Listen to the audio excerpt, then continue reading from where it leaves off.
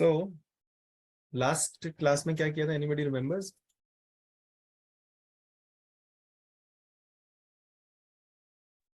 General explanation general explanations खत्म कर ली थी। ओके, पनिशमेंट्स वाला पार्ट हमने खत्म किया था। एक्सप्लेनेशंस के बाद पनिशमेंट्स वाला पार्ट। सो क्या था लास्ट के सेक्शंस में? 72, 73, 74, 75, what was it about? Sir 73 में सॉलिटरी कंफाइनमेंट थे, उसके बाद उसकी लिमिट ओके, हाँ ठीक है। 73 में सॉलिटरी कंफाइनमेंट है सर, और 75 में इनहैंस पनिशमेंट की बात की गई है। 75 में एनहांस पनिशमेंट की बात करी गई है, करेक्ट। चलो, let me take you through it once. जल्दी से हमें पता चल रहा है हमने क्या किया था पिछली क्लास में, रिफ्रेश हो जाएगा and then we'll move ahead. So हमने लास्ट के चार आपको बताता हूं मैं। 71 में हमने पढ़ा था when there everybody please flip to 71 so that it is in front of you and you can capture a picture of what is there. 71 को हमने पढ़ा था in the context of when there are several offenses that are committed, right? उस case में punishment कितनी दी जा सकती है, इसको हमने बहुत सारे और सेक्शंस के साथ पढ़ा था। For example 31 of CrPC, 30 of CrPC, 29 of CrPC. इसी के साथ हमने थोड़ी डिस्कशन 65 की भी करी थी जब हम डिफॉल्ट वगैरह में थे, ये सारी चीजें हमने करी थी, ठीक है। फिर हमने 72 की बात करी and 72 talks about when it is doubtful what offence out of 2 has been committed. और उस केस में पनिशमेंट में क्या बोलता है लॉ कि the magistrate will give that punishment और convict you of the offence जिसमें लेसर पनिशमेंट है, कम पनिशमेंट दी गई है। क्योंकि ये तो हमें पता है कि कोई एक ऑफेंस कमिट हुआ है, ऐसा नहीं है कि बंदे को एक्विट कर देना चाहिए, बट ये नहीं पता उन दोनों में से क्या हुआ है, या तो रॉबरी है या डिकॉइटी है। अगर हमारे सामने प्राइमा फेसी ये एविडेंस आ जाता है कि 5 लोग थे उस स्पॉट पे, then it could be a dacoity. मगर अगर वो 5 लोग नहीं थे तो वो रॉबरी थी। मगर रॉबरी तो पक्का थी, रॉबरी तो करी ही करी है, राइट? ठीक है। कभी कभी होता है ना कि 5 लोगों ने कोई ऑफेंस किया, पकड़े उसमें से 3 गए, रॉबरी करते हुए 3 पकड़े गए, उनके ऊपर रॉबरी का केस बन गया। Later on in the case और लोग आते हैं, 319 सीआरपीसी को यूज किया जाता है और लोगों को बुलाया जाता है, एविडेंस आती है, तो जज को पता चलता है कि एक्चुअली वहां पे 5 लोग थे मगर पकड़े सिर्फ 3 गए। और अगर 5 लोग थे तो मतलब रॉबरी क्या बन गई? डिकॉइटी। ठीक है। अब ऐसी अगर सिचुएशन हो जाए जिसमें मैजिस्ट्रेट पक्का ना कर पाए, जज पक्का ना कर पाए कि इसने रॉबरी करी है या डिकॉइटी करी है, तो वो उस केस में रॉबरी के लिए चार्ज करेगा बंदे को। बिकॉज 72 सेज जिसमें लेसर पनिशमेंट है आप उसके लिए चार्ज कर दो, बिकॉज अगर डाउट है तो बेनिफिट ऑफ द डाउट किसको जाएगा? अक्यूज्ड को, राइट? ठीक है। उसके बाद हम आगे 73 एंड 74 पे। ये दोनों ने बात करी सॉलिटरी कन्फाइनमेंट की, जब आपको आइसोलेट कर दिया जाता है। और इसमें हमने देखा कि सॉलिटरी कन्फाइनमेंट मैक्सिमम 3 मंथ्स की हो सकती है, मैक्सिमम 3 मंथ्स की हो सकती है, और बीच में 14 दिन या 7 दिन का गैप देना पड़ता है as per the provisions that have been given, right? और फिर हमने लास्ट सेक्शन देखा, सेक्शन 75 ऑफ आईपीसी, जिसने बात करी एनहांस्ड पनिशमेंट की। और इसमें क्या लिखा गया था? अगर आपने कॉइन्स एंड स्टैम्प्स के चैप्टर में, जो है चैप्टर 12, या फिर जो chapter on the punishments for crime against property है, माने chapter 17, if you have committed any crime under these chapters and that crime was punishable with a punishment up to 3 years, और आप उसके लिए कन्विक्ट हो जाते हैं, बाद में अगर सेम काम करते हुए पकड़े गए तो आपको एनहांस्ड पनिशमेंट मिलती है, जो लाइफ इंप्रिजनमेंट तक भी जा सकती है। इसको हमने और प्रोविजंस के साथ भी रीड किया था, जैसे कि एनीबॉडी रिमेंबर्स एनहांस पनिशमेंट पे, प्रीवियस कन्विक्शन पे हमने कौन कौन से प्रोविजंस देखे थे? तो 350 324 CRPC 236 एक मुझे सुनाई दिया, और 235 211 211 मुझे सुनाई दिया, ठीक है। 235 भी बोला किसी ने? हाँ, जजमेंट ऑफ एक्विटल और कन्विक्शन। 235 को अभी हम एक शक के घेरे में रखते हैं, बाद में देखेंगे। सर 383 383 माशाल्लाह, इसको भी हम शक के घेरे में रखेंगे। और दैट्स इट।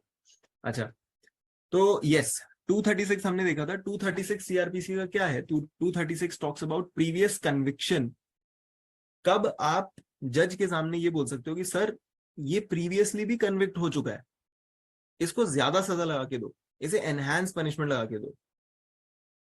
कब बोल सकते हो? जब पूरी प्रोसीडिंग खत्म हो जाए and the judge has come to the conclusion that so and so person who was accused of so and so offenses has actually committed this crime. When you come to that conclusion, after that you can talk about the previous convictions and then he can get enhanced punishment. 236 इसकी बात करता है। 211 को थोड़ा सा और specifically बोले तो इसका सबसेक्शन 7 ये बात करता है, अगर किसी के ऊपर पहले से एक कन्विक्शन थी, पहले एक बार वो कन्विक्ट हो चुका है, तो जब मैजिस्ट्रेट चार्ज बनाएंगे, when they will prepare a charge against the accused, they will specifically mention what crime was he previously convicted for. They have to specify. The person should know कि मेरे ऊपर एक तलवार प्रीवियस कन्विक्शन की भी लटक रही है, अगर मैं इस केस में कन्विक्ट हुआ तो मेरे ऊपर एनहांस पनिशमेंट के प्रोविजंस लग जाएंगे। ठीक है। जहां तक बात है 235 की, 235 talks about the argument on sentence. Sentence के ऊपर जो आर्ग्यूमेंट्स होते हैं at the end of a trial, it is about that. ये हमने किसी और कॉन्टेक्स्ट में बात करी होगी। And 383 is when a person is in jail and he wants to make an appeal, तो उसको फ्री कॉपी दी जाती है and he can channel his appeal through the officer in charge or the concerned officer and then he can appeal to the higher courts. 383 उसके बारे में बात करता है। It's an entirely different topic. ठीक है। एंड इसके साथ हमने बात करी थी 299 की, सेक्शन 298 की, सेक्शन 298 ऑफ सीआरपीसी, जो बताता है कि प्रीवियस कन्विक्शन को प्रूव करने के लिए क्या ला सकते हो आप कोर्ट में। What document is relevant in order to prove a previous conviction? और वो कौन से डॉक्यूमेंट होते हैं? ऑफिसर इन चार्ज से सर्टिफिकेट लेके आ जाओ कि हाँ मैंने इसको यहाँ रखा हुआ था। जो पिछली जजमेंट थी उसकी सर्टिफाइड कॉपी लेके आ जाओ,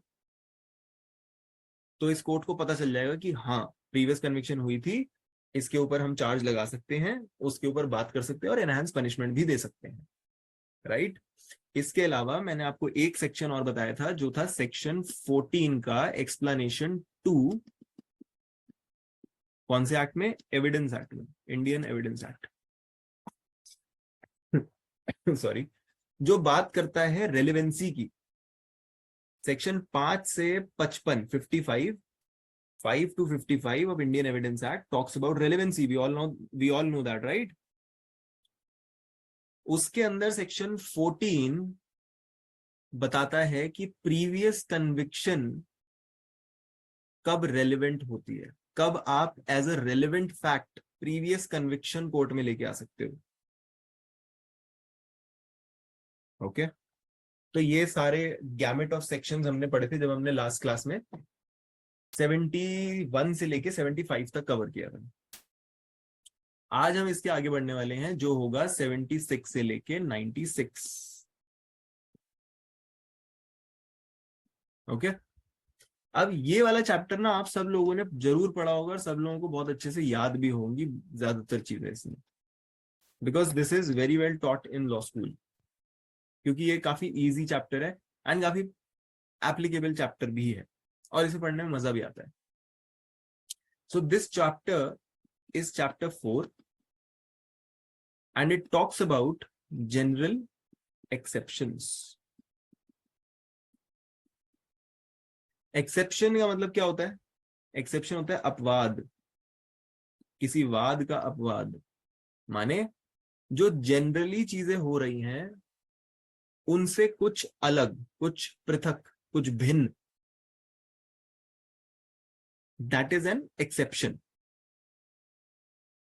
राइट? तो जनरल एक्सेप्शंस क्या है? आईपीसी जैसी किताब में अगर मैं बोलूं इसमें जनरल आइटम क्या है, आईपीसी में अगर मैं आपको बोलूं what does IPC generally talk about, क्या बोलोगे आप? What does IPC, Indian Penal Code, generally talk about? Generally subject क्या है इंडियन पीनल कोड का? Penalty for omission or commission of few acts. Correct correct. तो ये ऑफेंसेस की punishment की बात करता है, right? Generally it talks about the penalties that are given for various offences. जब हम जनरल एक्सेप्शंस की बात करते हैं तो ये किन चीजों के बारे में बात करते हैं? The situations which make an offence non offence, जिसमें आपको पेनल्टी नहीं लगेगी। जनरली इस किताब में लिखी हुई किसी भी चीज को अगर आपने किया या करने से बचे तो आपको दंड दिया जाएगा, you will be penalized for that offense. But if you fall under the general exceptions, that is chapter 4, the offense will be deemed to be no offense and hence you will get no penalty. That is general exception का chapter number 4। ठीक है जी, चलो let's go ahead। ये मुझे बताओ कि ये अलग से चैप्टर बनाने की जरूरत क्यों पड़ी? ऑफेंसेस में क्यों नहीं लिख दिया कि इस ऑफेंस को अगर आप बाय मिस्टेक कर दोगे तो आपको सजा नहीं मिलेगी, इस ऑफेंस को अगर आप अंडर नेसेसिटी कर दोगे तो आपको सजा नहीं मिलेगी? What is the object of creating a separate chapter? So the object is brevity, because इतने सारे एक्सेप्शंस होते हैं, इतनी सारी सर्कमस्टांसेस ऐसी होती हैं जो एक्सेप्शनल होती हैं, अगर हम उनको हर सेक्शन में लिखने लगते तो बहुत बड़ा हो जाता आईपीसी। तो हमने सेपरेट चैप्टर बना दिया that these are general exceptions and these exceptions will apply to all the offences, not only on IPC, not only on the penalties and offenses given in IPC, but also on any other criminal law. This will apply, right? और ये लिखा कहां पे है, कौन बताएगा? ये बात कहां लिखी है कि जनरल एक्सेप्शंस हर ऑफेंस पे लगते हैं? जो ऑफेंस आईपीसी में लिखे गए हैं उस हर ऑफेंस को आपको subject to the provisions given in chapter 4 पढ़ना है।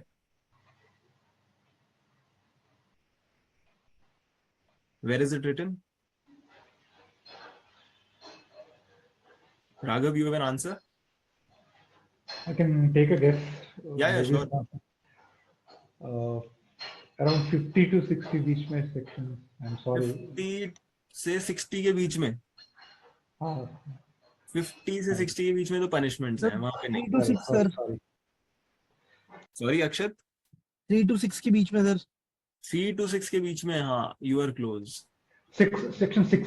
Yeah. सेक्शन 6 है सर। सेक्शन 6 है भाई, सेक्शन 6 है, बिल्कुल सही बात। चलो let's have Akshat read it on video if possible. Sorry sir, actually I am driving only, so I am. अच्छा, ठीक है ठीक है ठीक है। Sorry sir. So Raghav, can you read it loudly? Section 6. Yeah, Everybody let me- please flip to section 6 of IPC.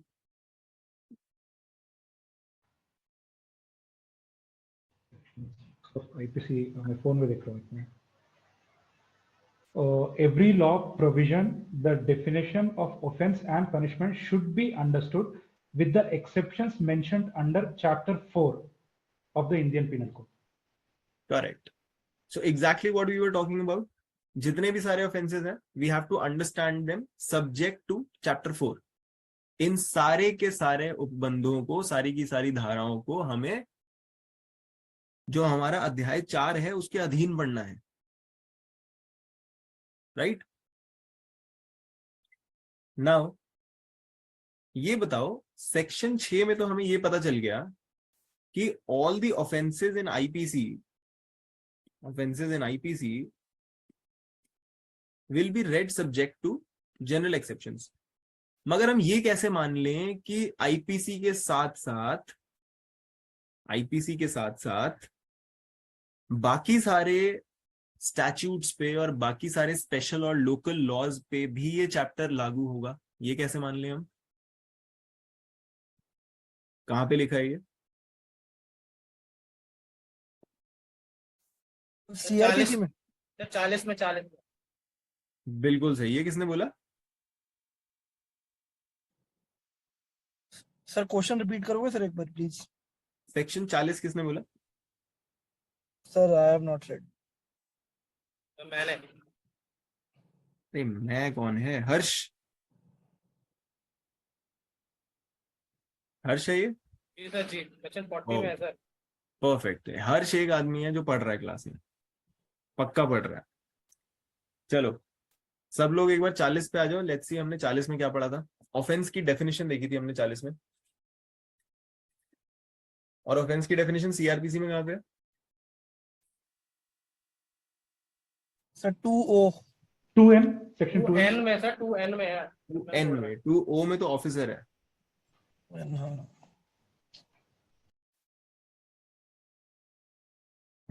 चलो 40 पे आ जाओ आईपीसी के, एंड लेट्स सी 40 क्या बोलता है।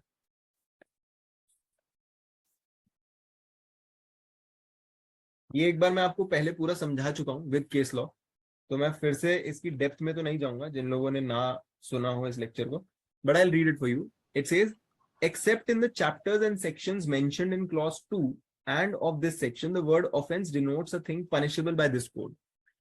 2 और 3 में कुछ एक्सेप्शंस दिए गए हैं, 2 और 3 ऑफ सेक्शन 40 में कुछ एक्सेप्शंस दिए गए हैं। उसके अलावा जितने भी आपको ऑफेंस दिखेंगे, जितनी भी चीजें यहां दिखेंगी, उनको हम ऑफेंस कहते हैं।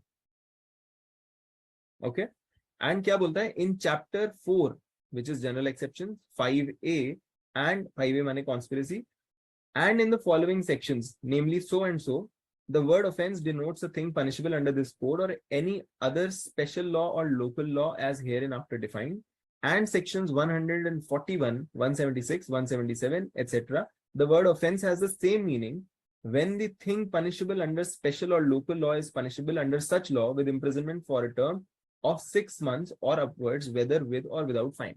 इसका मोटा मोटा मतलब ये हुआ कि जितने भी हम लोगों ने नीचे चैप्टर वगैरह बोले हैं ना, the word offence will denote a thing punishable under this code और एनी अदर स्पेशल और local law here in after defined. जब आईपीसी को बोला गया कि चाचा ये तो बताओ ऑफेंस क्या है, पनिशमेंट तो दे देंगे हम सबको, बट ये तो बता दो कि ऑफेंस कहते किस चीज को है, तो उसने बोला कि ऑफेंस वो सारी चीजें हैं जो इस किताब में लिखी हैं, प्लस वो सारी चीजें जो स्पेशल और लोकल लॉज में भी लिखी हैं जिनको ऑफेंस की तरह पनिश किया जा सकेगा। तो मतलब ऑफेंसेस में आईपीसी के ऑफेंस भी आ गए, स्पेशल लॉज के ऑफेंस भी आ गए और लोकल लॉज के ऑफेंस भी आ गए, और ये सारे के सारे offences will be understood subject to कौन सा चैप्टर? Chapter 4। That is why chapter 4 is applicable on IPC as well as special and local laws. बात क्लियर सबको? Everybody clear? हाँ जी। ओके जी। सो ये हुआ सेक्शन 40। नाउ इन एक्सेप्शंस में जब जब कोई फॉल कर जाता है, कोई भी accused, any accused who comes to the court he wants relief, वो चाहता है कि मुझे पनिश ना किया जाए। अगर वो चाहता है कि उसे पनिश ना किया जाए तो he will have to show that he falls under any of the exceptions और that he falls under any of the provisos attached to the sections. कोई प्रोवाइजो दे रखा हूं, जैसे हमारे सेक्शन 300 में कई सारे प्रोवाइजो दिए हुए हैं जो हमें मर्डर से बचा सकते हैं या सजा कम करवा सकते हैं, राइट? या फिर जैसे आप देखोगे 334 335 जिसमें हर्ट अगर ग्रेव एंड सडन प्रोवोकेशन में हो तो उसका असर कुछ कम हो जाता है, उसको एक एक्सेप्शन बनाया गया है कि ग्रेव एंड सडन प्रोवोकेशन में हर्ट अगर हुई है तो हर्ट की तरह पनिश नहीं होगा वो। अगर आप इनमें से किसी भी एक चीज में दिखा देते हो कि हाँ मैं फॉल करता हूं, अगर आप ये प्रूव कर देते हो तो आपको छोड़ दिया जाएगा, आपको पनिश नहीं किया जाएगा। मगर अगर आप ये नहीं दिखाते तो माना जाएगा कि ऐसा कोई भी सर्कमस्टांस एग्जिस्ट नहीं करता था जो आपको बचा सके, जो आपको चैप्टर 4 में ला सके। It will be deemed, it will be presumed that any circumstance which could have saved an accused from punishment is absent. तो इसका मतलब क्या हुआ कि बर्डन ऑफ प्रूफ किसके ऊपर है? जनरल एक्सेप्शंस को प्रूव करने का बर्डन ऑफ प्रूफ किसके ऊपर है? एक्यूज के ऊपर है। बर्डन ऑफ प्रूफ अक्यूज्ड के ऊपर है। नहीं तो जनरल रूल क्या होता है? जनरली बर्डन ऑफ प्रूफ किसके ऊपर होता है? Prosecution, on the prosecution. मगर जनरल एक्सेप्शन वाले सीन में केस उल्टा हो जाता है। अब ये बताओ कि ये बात लिखी कहाँ है? सर इंडियन एविडेंस एक्ट में लिखा। सर 100 से 110 के बीच में है सर। ये रेंजेस मत बताया करो, कोई सेकंड 101 में है सर, 101 में है शायद। नहीं सर 101 में नहीं है मेरे ख्याल से। 105 है। 105 105 है, बिल्कुल सही। शैलवी ने बोला 105 है। अब 105 पे आ जाओ। आपको ये तीनों एलिमेंट्स उसमें दिखने चाहिए कि अगर जनरल एक्सेप्शंस में आना है तो अक्यूज्ड को लाना पड़ेगा, या फिर किसी प्रोवाइजो में लाना पड़ेगा अपने केस को। और जब तक नहीं लाता तब तक हम मान के चलेंगे कि तेरे को बचाने वाले सर्कमस्टेंसेस हैं ही नहीं केस में, तब तक हम ये मान के चलेंगे। ठीक है, तो जिसको पहले मिल जाए वो रीड कर देना। 105 इंडियन एविडेंस एक्ट।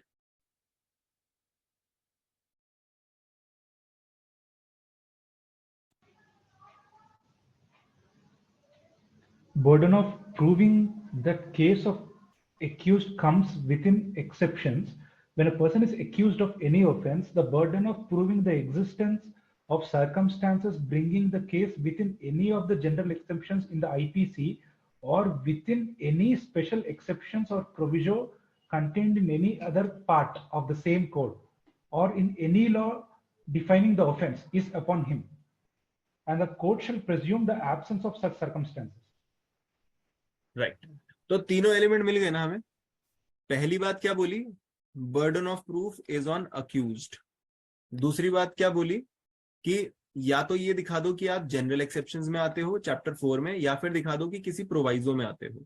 और जब तक ये नहीं दिखाओगे तब तक शैल प्रिज्यूम है, बड़ा बड़ा शैल लिखा हुआ है वहां पे। शैल प्रिज्यूम, कोर्ट विल प्रिज्यूम कि भाई अगर तू चोरी करते हुए पकड़ा गया और चोरी के लिए तुझे अक्यूज किया गया तो तूने चोरी करी होगी।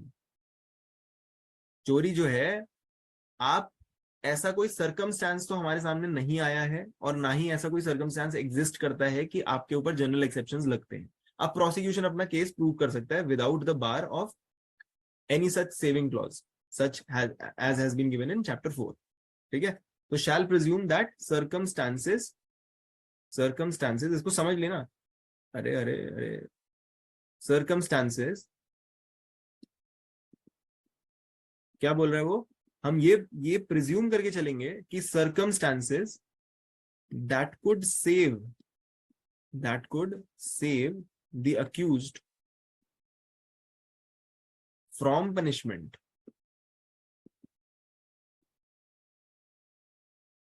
Under chapter 4 of IPC do not exist, क्योंकि उसका बर्डन अक्यूज के ऊपर है। राइट, इसी बात पे आपसे एक क्वेश्चन पूछता हूं। हमने ये सुना है कि prosecution can not rely, this is a very very basic principle, can not rely on the mistakes of the accused, mistakes of the defence. Defence ने चाहे गलतियां करी हो अपने केस में, प्रोसिक्यूशन का ये दायित्व है, ये ड्यूटी है that they have to prove the case against accused beyond reasonable doubt. That is the basic principle. You cannot stand on the legs that you have created or manifested out of the mistakes that the defense has committed. You have to stand on your own legs. ठीक है? Is the inverse also possible? Is the inverse also true? अगर prosecution अपना case सामने रखता है, अपना दावा लेके आता है, कंप्लेंट लिखता है, कॉपीज बनाता है, आर्ग्यूमेंट्स बनाता है, और उसके अंदर वो ऐसी बातें कर देता है जिससे ये दिखाई देता है कि सर देखो, इसकी बातों से तो पता ही चल रहा है कि मैं अंडर मिस्टेक ये काम कर गया था, मेरे को मिस्टेक ऑफ फैक्ट हुआ था, या मैंने एक्सीडेंट में कर दिया था, या देखो अगली पार्टी ने खुद कंसेंट दिया था, या मेरे ऊपर तो थ्रेट था, मेरे को तो इंस्टेंट डेथ का थ्रेट दिया हुआ था. अगर ऐसी कोई भी बात प्रोसिक्यूशन के दावे में दिख जाती है, if it is apparent in the pleadings of the prosecution that the case of the defense falls under a general exception, can the accused stand its case on such mistake, or he has to create his own defense अलग से, just like prosecution को करना पड़ता है? क्या accused दूसरे की गलतियों का फायदा उठा सकता है?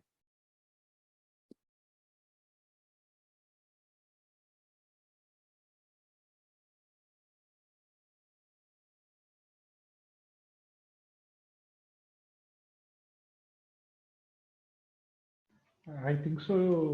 Prosecution का गलती को defense they can take advantage. बिल्कुल सही बात है. अक्यूज और करता क्या है? कोर्ट में हम जाके करते क्या है? कॉन्ट्राडिक्शंस क्या होती हैं? कॉन्ट्राडिक्शंस क्या होती हैं? प्रोसिक्यूशन के केस में से गलतियां निकालना ही तो होता है contradiction. That is the most used provision of Indian evidence act. तो प्रोसिक्यूशन ने कहां पे गलतियां करी हैं? एक वर्जन में कुछ बोल रहा है, एक वर्जन में कुछ और बोल रहा है. That is a mistake.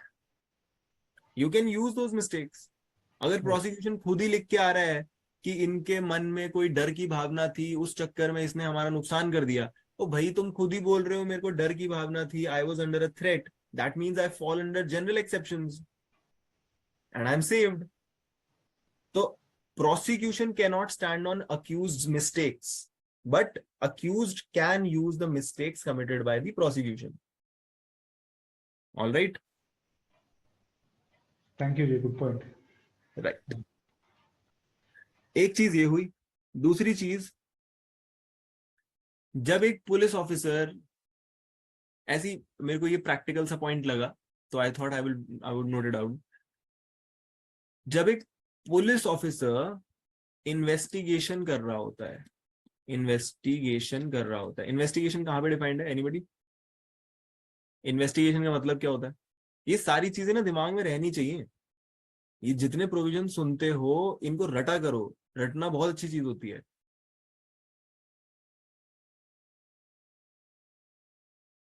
Court में इतना टाइम नहीं मिलता कि मैं किताब खोलूं, सर एक मिनट रुको कमेंट्री पढ़ने दो, एक मिनट यूट्यूब वीडियो देखने दो. ये इतना टाइम नहीं मिलता कोर्ट में. You have to talk on your feet ऐसे. एंड जब पता भी होता है ना, तब भी जज के सामने इतना डर लगता है कि आप चीजें भूलने लगते हो. तो you have to be a ready reckoner and a very confident ready reckoner. You have to know कि वो आगे से कोई भी क्वेश्चन पूछे, I have to throw back some laws, some provisions. बहुत इंपॉर्टेंट होता है. ये रटते रहा करो सब कुछ. इन्वेस्टिगेशन कौन सी सेक्शन में है? 2H में 2H, राइट. 2H में इन्वेस्टिगेशन है, 2G में इंक्वायरी है. और इन्वेस्टिगेशन क्या होती है? कलेक्शन ऑफ एविडेंस की एक्टिविटी जो पुलिस वाले करते हैं, इसको कहते हैं इन्वेस्टिगेशन. और इंक्वायरी क्या होती है? जो मैजिस्ट्रेट करता है. अदर देन ट्रायल जो भी काम मैजिस्ट्रेट करेगा वो इंक्वायरी होगी. और जब चार्ज बन जाएगा, जब 211 से लेके 224 तक की स्टेज पूरी हो जाएगी, उसके बाद जो भी होगा वो ट्रायल होगा. और यही पूरा का पूरा प्रोसीजर होता है. जुडिशियल प्रोसीडिंग इसे ही कहते हैं. ठीक है, चलो coming back to the point. Police officer एक इन्वेस्टिगेशन कर रहा है. At the stage of investigation, which means the stage that has been defined under 2H as the stage wherein the police officers collect evidence, do these officers have to consider the applicability of general exceptions on the case? क्या इनको investigation के दौरान ये consider करना है, अपनी report में लिखना है कि जनरल एक्सेप्शंस लागू होते हैं या नहीं होते, या फिर पुलिस ऑफिसर को इतना दिमाग लगाने की जरूरत नहीं है, वो अपनी इन्वेस्टिगेशन करें और ये सारी चीजें हैं कोर्ट के देखने की? What do you go with, what do you think? I think since the burden of proof is on accused to claim general exceptions, police officers की कुछ ड्यूटी नहीं होती है, just guess. चलो, so Raghav wants to go with no duty. Others?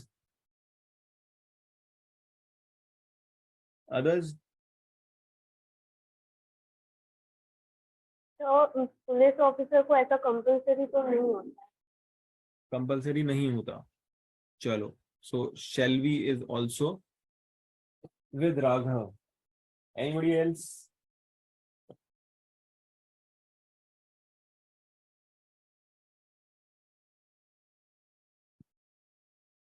चलो, let me read this little line for you. Okay? And ये line कही गई है in the case of A.K. Chaudhary versus State of Gujarat 2006. A.K. Chaudhary versus State of Gujarat 2006, which says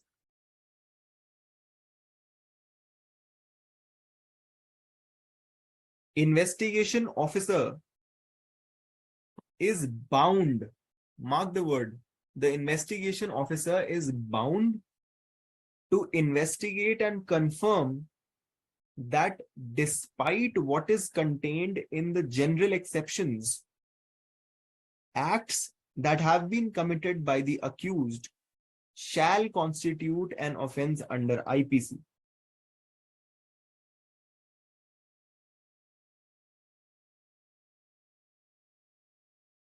Therefore, investigation shall not confine merely to the acts committed by a person. Depending on the facts and circumstances of each case, many other relevant facts also have to be investigated into in the light of the provisions contained in general exceptions. It is only then that an investigating officer will be able to confirm whether the act committed by a person is an offense or is not an offense, subject to what is contained in general exceptions. क्या समझ आया इससे कि जो police है? Sir, हाँ जी, sir ये police का अपना प्रेरोगेटिव नहीं हो जाता है यहाँ पर 498A के अंदर, जैसा आपने पढ़ा है, तो इसमें तो पुलिस वाले आपकी हर्ष आवाज नहीं आ रही है, तो माइक के आप पास आओ या बहुत चिल्ला के बोलना पड़ेगा आपको। सर अब आवाज आ रही है? थोड़ी बहुत। हाँ जी, सर मैं ये कह रहा हूँ कि ये पुलिस ऑफिसर का खुद का प्रेरोगेटिव नहीं हो जाता किस तरह से? कि जैसे 498A के जैसे एप्लीकेशन फाइल करी गई और उसके अंदर जो पुलिस ऑफिसर को सही लगता है वो अपना यूज करते हैं प्रेरोगेटिव, और अपने हिसाब से एप्लीकेशन पर FIR करते हैं कि नहीं करते हैं, वो उनका प्रोटोकॉल हो जाता है। आपकी हर्ष मुझे बिल्कुल आवाज नहीं आ रही है। You are barely audible. एक मिनट सर, अब आवाज आ रही है? हाँ, अब बहुत अच्छी आवाज आ रही है, बताओ। सर मैं ये कह रहा हूँ कि 498A की एप्लीकेशंस के अंदर जब पुलिस वाले अपना प्रेरोगेटिव यूज करते हैं तो क्या ये जजमेंट सब्सटैंशिएट कर पाती है अपने अंदर? किस तरह से? क्या मतलब एग्जैक्टली? जैसे 498A की मैंने एक एप्लीकेशन एक हस्बैंड साइड से डिफेंड कर रहा हूँ और एक मैं वाइफ की साइड से मैंने एक एप्लीकेशन मूव करी है, ठीक है। इसके अंदर पुलिस वाले अपनी तरफ से तो कोई इन्वेस्टिगेशन करते नहीं है, ठीक है। वो बेसिकली 3 हियरिंग पे बुलाते हैं और अपना काम करते हैं और बोल देते हैं कि नहीं हो गई इन्वेस्टिगेशन, आप सो अमाउंट पे करिए और मैटर यहीं सेटल कर लीजिए, या फिर आप आगे इसको देख लीजिए आपको क्या करना है, हम तो FIR मूव कर देंगे। तो ये जो आपने अभी जजमेंट बताई है सर चौधरी वाली वर्सेस स्टेट ऑफ गुजरात, तो इसको तो पुलिस वाले फॉलो करते नहीं है, चाहे कोई भी आए हो। देखो वो करते हैं या नहीं करते हैं उससे हमें मतलब है नहीं, अगर उन्होंने फॉलो किया। नहीं सर, मेरा एक फॉलो अप क्वेश्चन ये भी है, और हम उनसे पूछ भी नहीं सकते हैं नहीं जब क्यों तक नहीं आप पूछ उसको सकते, महीने के क्यों नहीं अंदर पूछ, खड़ा नहीं करते हैं। आप बिल्कुल पूछ सकते हो। आप देखो, आप पूछ जरूर सकते हो, मगर उसका ना एक सीधा सीधा जवाब आएगा आपके पास जिसका आप कोई जवाब दे नहीं पाओगे। आप उनसे ये पूछोगे कि भाई आपको इसमें जनरल एक्सेप्शन नहीं दिखे, आपने जनरल एक्सेप्शन में इन्वेस्टिगेट क्यों नहीं किया? वो बोलेगा मैं ऐसे ही इन्वेस्टिगेट करता हूँ, मुझे इतना ही आता है, नहीं दिखे मुझे जनरल एक्सेप्शन। आपको दिख गए ना, आपने बचा लिया अपने क्लाइंट को, वेरी गुड, हैप्पी बर्थडे। लेकिन सर डोमेस्टिक वायलेंस के केसेस में 498 के केसेस के अंदर सर पुलिस वाले इन्वेस्टिगेट नहीं करते हैं, वो 2-3 महीने तक अपने पास वो क्यों नहीं एप्लीकेशन रखते करते, हैं और वो वो छोड़ क्यों नहीं देते हैं। करते? सी वो क्यों नहीं करते, दोनों में रीजन है। 498A and DV act, both of them fall into a category which is a very vulnerable category. 498A एक तरफ जहां हम 498A की बात करते हैं, it is an instrument which has been widely misused and because of which ऐसे president सामने आए हैं जिसमें कोर्ट ने बोला है कि तुरंत ही लोगों को उठा के मत ले आया करो 498A में, because mostly these are false cases. So use your mind and see if you have to make a preliminary inquiry first. Try to get things settled and अगर सच में लगता है कि बहुत तगड़ा एविडेंस आ रहा है, then make a criminal case. 498A में तो ये रीजन है, इसलिए डिले किया जाता है, एंड विच इज लॉजिकल, क्योंकि बहुत ज्यादा मिसयूज होता है। DV Act on the other hand has no penalizing provision except section 30 which is read with section 18 of the DV Act, जिसमें पनिशमेंट पति या पत्नी को नहीं मिलती, प्रोटेक्शन ऑफिसर को मिलती है अगर वो कोई गलती कर देता है। Otherwise, it is a civil act which is masquerading as a criminal statute. That is why वहां पुलिस का कोई रोल नहीं। तो पुलिस को उसमें कोई किसी को भी ज्यादा इन्वेस्टिगेशन करके दिखाने की जरूरत है ही नहीं, समझे? लेकिन सर अभी भी क्वेश्चन क्या है ना, जैसे मैं अभी एक मैटर हैंडल कर रहा था सर 498 दिल्ली का, तो उसके अंदर पुलिस जो आईओ ऑफिसर है उसने मेरे से मेरे क्लाइंट से बोला हस्बैंड साइड से कि यू पे the wife the amount of 14 lakh, क्योंकि वो उसका स्त्रीधन था, इंक्लूडिंग 1 लाख टू अस, जिसके अंदर हम लोगों ने आपका सेटलमेंट कराया, which includes the MOU memorandum of understanding, जो हम आपको एक एडवोकेट प्रोवाइड कर देंगे और हम कोर्ट में उसे सेटल करवा देंगे, और यू हैव टू पे अस 1 lakh rupees and this matter will be seen by the DSP या फिर जो ACP है जो उस थाने का, उस एरिया का। और सर ये बात मुझे इतनी अटपटी लगी क्योंकि वो क्लाइंट मेरे से बोल रहा है कि सर मुझे 1 लाख रुपए अगर पुलिस वालों को पे करना है, इससे बेटर तो मैं यही है कि मैं कोचिंग में चला जाऊँ FIR की। तो वो तो देखो, ये तो यार इलीगल काम है ना, ये तो पीछे से काम हो रहे हैं, अंडर द डेस्क काम हो रहे हैं, इसमें आप किसको क्या क्वेश्चन कर लोगे? काम ऐसे ही होते हैं, वो बारों बार सेटलमेंट कराते हैं, दूसरी पार्टी ने बोला हो कि हमारी सेटलमेंट करा दो, 15 लाख रुपए का 15 लाख रुपए इनमें से निकलवाओ, 14 हम रख लेंगे, एक आप रख लेना। ये तो नॉर्मल ह्यूमन थिंग्स है।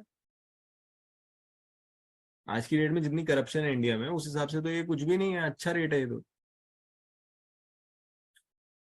बट जब आप ऐसी क्वेरीज पूछ रहे होते हो ना, please see that you do not name any police थाना और एनीबडी देयर, क्योंकि हम लाइव बात कर रहे हैं, अब मुझे इसको एडिट करवाना पड़ेगा।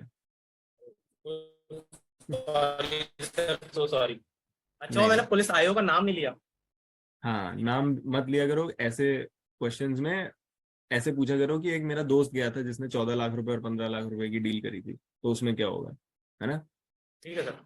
ठीक है जी। तो बेसिकली आपने मेरे से क्वेश्चन यही पूछा कि ये तो पुलिस वालों की मर्जी है, वो कुछ करें या ना करें, हम उसको क्वेश्चन कैसे कर सकते हैं?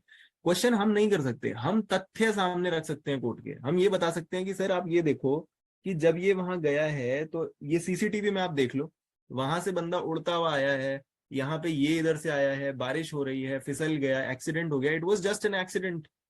पुलिस वाले हमारे खिलाफ सिर्फ इस केस को फ्रेम करने के लिए फ्रेम कर रहे हैं।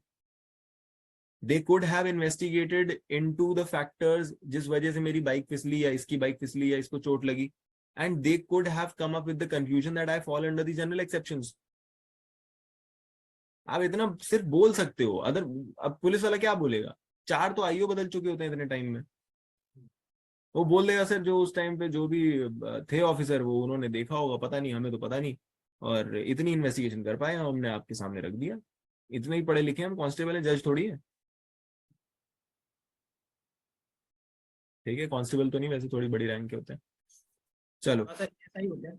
ऐसा ही होंगे, आईओ तो वही होगा। ठीक है, तो ये है। अब इसके अंदर कोर्ट पुलिस वालों को ये बता रही है कि अगर आपके सामने ऐसे फैक्ट्स एंड सर्कमस्टेंसेस हैं जिससे ये पता चलता है कि उसकी पनिशमेंट में कुछ मिटिगेशन होती है, या उसकी एक्ट जो है वो किसी जनरल एक्सेप्शन में आती है, आप अपनी रिपोर्ट में ये नोट करें कि despite all that he has done, despite all the circumstances that we have seen, हमें ये लगता है कि ये सारी की सारी जो प्रोसीडिंग्स हैं, ये इशारा इस तरफ करती हैं कि इसने ये ऑफेंस किया है, एंड जनरल एक्सेप्शंस अप्लाई नहीं होते। तो ये ए के चौधरी की जजमेंट में ये बोला गया। अब आप जहां पे इस चीज को यूज कर पाओ वहां कर लेना, ज्यादातर लोगों को ये पता ही नहीं होता, राइट। आपको पता है तो आप जजमेंट की कॉपी ले जाओ और बोलो कि देखो सर, इन्होंने तो इस बारे में कुछ बात ही नहीं करी, इन्होंने ट्राई ही नहीं किया कि जनरल एक्सेप्शंस देख सकेंगे। सर ये केस लॉ का वापस एक बार बोलिए ना अभी, मतलब ये है A K Chaudhary versus state of Gujarat 2006।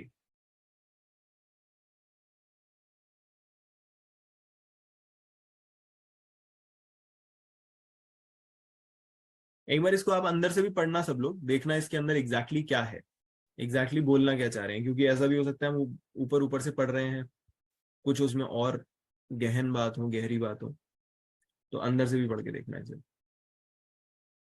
ठीक है, तो ये बेसिक हमारे जनरल एक्सेप्शंस थे। अब एक एक करके फटाफट से देखते हैं कि हमारे पास जनरल एक्सेप्शन कौन कौन सी तरह के हैं, फटाफट से चेक करेंगे। Everybody please flip to your index, IPC के इंडेक्स पे आ जाओ, सेक्शन 76 पे।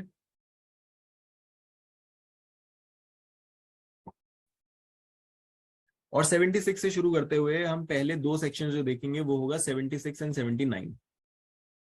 76 और 79 बात करते हैं दो चीजों के बारे में। 76 talks about when the person by mistake of fact believes in good faith that he is bound by law, that he is bound by law। जो भी वो काम कर रहा है उसे लग रहा है कि ये मेरे ऊपर, मेरे को करना है, ये मेरे ऊपर ऑर्डर है ये काम करने का, इसलिए मैं वो काम कर रहा हूं। ठीक है, for example when there is a major general and he is telling a सिपाही to fire at a mob। अब उस मॉब में कोई मरे या ना मरे, सिपाही को कोई लेना देना नहीं है, उसको तो ऑर्डर मिले और उसने बोला यस सर, और उसने गोली चला दी। ठीक है, बट इसमें ध्यान रखने वाली बात है, जिसमें हम बाद में अंदर तक जाएंगे, कि ये this section does not mean to say कि आप ब्लाइंडली सारे ऑर्डर्स फॉलो करते रहो और लास्ट में जाके बोल दो sir respondent superior, my superior will respond, right. ये respondent superior will only work when you know, apparently you know that this order or this command is a legal command, this is a command that this person can actually give। अब अगर major general साहब ये बोल रहे हो कि सिपाही भाग के जाओ और जेब काट के लाओ, भाग के जाओ चोरी करके लाओ, भाग के जाओ मेरे लिए 1 लाख रुपए ब्राइब लेके आओ, all these things are illegal on the face of it। in that case you cannot say कि sir respondent superior, my commandant had told me, had commanded me to do so and that is why I did it, you will not get the exception। ठीक है, so bound by law कब होता है, जब आपके ऊपर किसी का ऑर्डर है, सैंक्शन है कि मुझे ये करना ही पड़ेगा। ओके, फॉर एग्जाम्पल इसमें आप ये देखना सेक्शन 37 ऑफ सीआरपीसी, 37 सीआरपीसी, फटाफट देखो जरा सीआरपीसी, जल्दी जल्दी एकदम।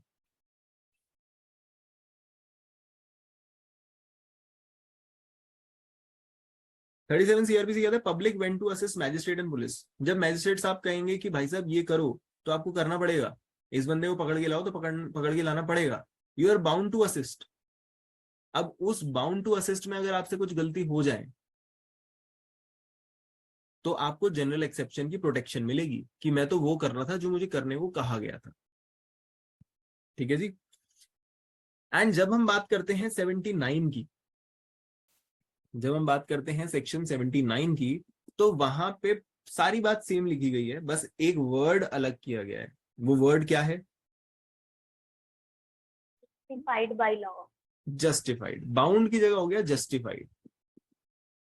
मेरे को किसी ने ऑर्डर नहीं किया कि मैं ये काम करके आऊं, मगर मेरे हिसाब से जो मैं कर रहा हूं वो करना मेरे लिए जस्टिफाइड है, बनता है ये करना भाई।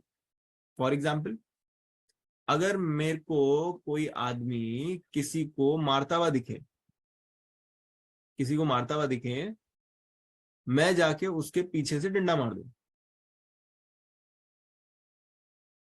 मुझे ये लगा कि यार कोई कॉग्निजेबल ऑफेंस होने वाला है, ये अगले बंदे को मारने वाला है, मगर असल में क्या हो रहा था, वो कोई ड्रामा प्रैक्टिस कर रहे थे, वो थिएटर कर रहे थे, थिएट्रिक्स कर रहे थे। कभी कभी थिएट्रिक्स आपने देखे होंगे, जैसे मेरा एक फ्रेंड था अभिनय में, दिल्ली यूनिवर्सिटी के थिएट्रिक्स बड़े खतरनाक होते हैं। तो ये लोग जब थिएट्रिक्स कर रहे होते हैं, गला वाला पकड़ रहे होते हैं, तो ऐसे पकड़ते हैं जैसे अब गर्दन उखाड़ ही देगा, फेंक देगा गर्दन उखाड़ के। इतना इतना ज्यादा पैशनेटली थिएट्रिक्स करते हैं। ऑब्वियसली जैसे हम मूवीज देखते हैं, कोई मरता वरता थोड़ी उसमें, मगर लगता है कि यार कुछ तो हुआ है, राइट। अब ऐसा देखते हुए किसी को लगे कि यार कोई किसी को मार रहा है और कोई जाके बचाने के चक्कर में दूसरे को हर्ट कर दे, तो वो उसको आप पनिश नहीं कर सकते, because he did not have the intent to hurt somebody out of turn. He did it because he believed in good faith. Good faith बहुत इंपॉर्टेंट वर्ड है। good faith कहाँ पे डिफाइंड है?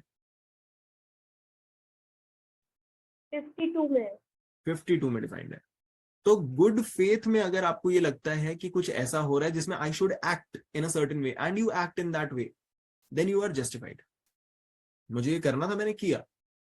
For example, look at 43 of CRPC, section 43 of CRPC, private person arrest.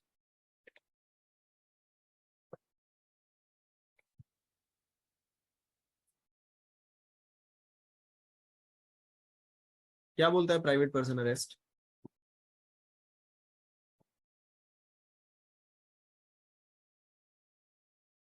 Any person can arrest any other person who has committed a non-bailable offense before him. हाँ, तो non bailable cognizable offence होता हुआ दिख रहा है तो आप उसको अरेस्ट कर सकते हो। तो आप अगर अरेस्ट कर लोगे, गलती से भी अगर आपने अरेस्ट कर लिया, आपको लगा कोई बंदा भागा, आपको लगा ये चोरी करके मारकाट करके भागा है, कहीं से मुझे आवाज आई है, जबकि वो भागा किसी और वजह से, वो चोरों से बचने के लिए भागा। चोर अलग तरफ भागे, ये अलग तरफ भागा, आपने सोचा यही चोर है, धर लो इसे। आपने उसको पकड़ लिया और पकड़ के सूतना शुरू। अब अगले आपसे आगे पूछेंगे भाई क्यों सूता, आप बोलोगे भाई चोर है, भाग रहा था, सूत दिया। अल्टीमेटली पता चला कि वो आदमी तो डर के भागा था कि कुछ कांड होने वाला है, कहीं मेरे ऊपर गोली ना चल जाए। You are justified in doing so because you thought a cognizable offense or non-bailable offense was happening and you were going to contain that arrest or contain that offense. So you are justified in doing it, right? इसी तरह से कोई police officer है, police officer को बोला कि इस बंदे को अरेस्ट करके ले आओ। जब वो अरेस्ट करने गया तो किसी ने बोला कि राघव ये नहीं है, राघव तो वो है। अब यहाँ पे एक राघव बैठा है जिसका नाम राघव है, दूसरा राघव आपकी स्क्रीन पे दिख रहा है जिसका नाम है राघव, मतलब ए एक्स्ट्रा है, because that's a south Indian accent. अब कोई इससे जाके पुलिस वाला पूछे कि आपका नाम राघव है, बोलेगा हाँ चलो भाई मेरे साथ। अभी बोलेगा अरे क्यों चलूं। अब उठा के जब ले गए और बाद में पता चला कि ही is not Raghav but he is Raghav and confusion हो गई, तो पुलिस वाला क्या बोलेगा कि अरे मैंने रॉन्गफुल रिस्ट्रेन नहीं किया भाई, wrongful confinement नहीं किया, I was justified in law to arrest, I was making the arrest. By a mistake of law, I thought you were the other Raghav that I had to arrest.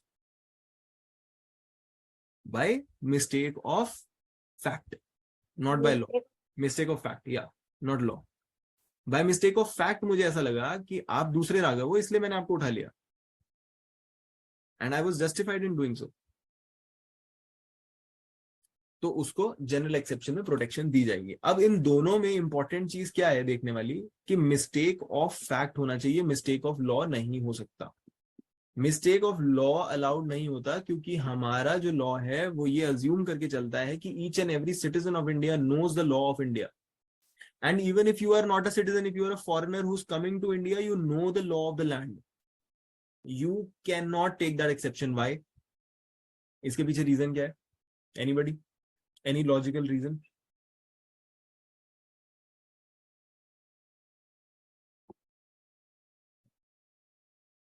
Any logical reason?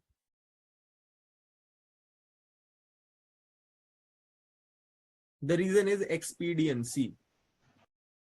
क्योंकि अगर हमने ये बोल दिया कि आप mistake of law का सहारा ले सकते हैं, तो हर आदमी आके यही बोलेगा कि मुझे लॉ पता ही नहीं। हमारे यहाँ तो वकील भी आके ये बोल देंगे कि मुझे लॉ नहीं पता। और जब किसी को लॉ नहीं पता और अगर आपने उसको एज एन एक्सेप्शन दे दिया, तो फिर तो आप किसी को पनिश नहीं कर पाओगे कभी भी। मिस्टेक ऑफ फैक्ट को तो फिर भी प्रूव करना पड़ता है। मिस्टेक ऑफ लॉ में क्या बोलोगे किसी को? हर कोई आके यही बोलेगा, राइट? तो mistake of law is not an exception. Okay, mistake of fact होना चाहिए, गुड फेथ होना चाहिए, और जब ये दोनों चीजें मिल जाएं, तब आप देखो कि क्या आप बाउंड वाली कैटेगरी में आते हो। अगर बाउंड वाली कैटेगरी में आते हो तो 76, अगर जस्टिफाइड वाली कैटेगरी में आते हो तो 79। ऐसे आपको इन दोनों में प्रोटेक्शन मिल जाएगी। करेक्ट? सबको समझ आ गया? कोई ऐसा जैसे समझ ना आया? हम कह सकते हैं कि 76 only applicable for public servant और 79 फॉर प्राइवेट पर्सन। नहीं, ऐसा तो नहीं कह सकते। वहां पे तो लिखा है an act done by a person bound, वहां पे ऑफिसर नहीं लिखा। Anybody could be bound. क्योंकि मेनली सुपीरियर जो पर्सन होगा तो नहीं, that is just an example. That is just an example कि वो एक एग्जाम्पल है कि अगर एक मिलिट्री में खड़े हुए आदमी को, जूनियर को, उसके सुपीरियर ने कुछ करने को बोला तो उसने किया, वो उस केस में ऑफिसर था। बट मैंने आपको दूसरा एग्जाम्पल भी दिया ना, 37 वाला। वहां पे तो लिखा है any person who has been requested by the magistrate to assist in arresting somebody, he is bound to do it. उसको करना पड़ेगा। चेक करो 37 में कैसे लिखा है।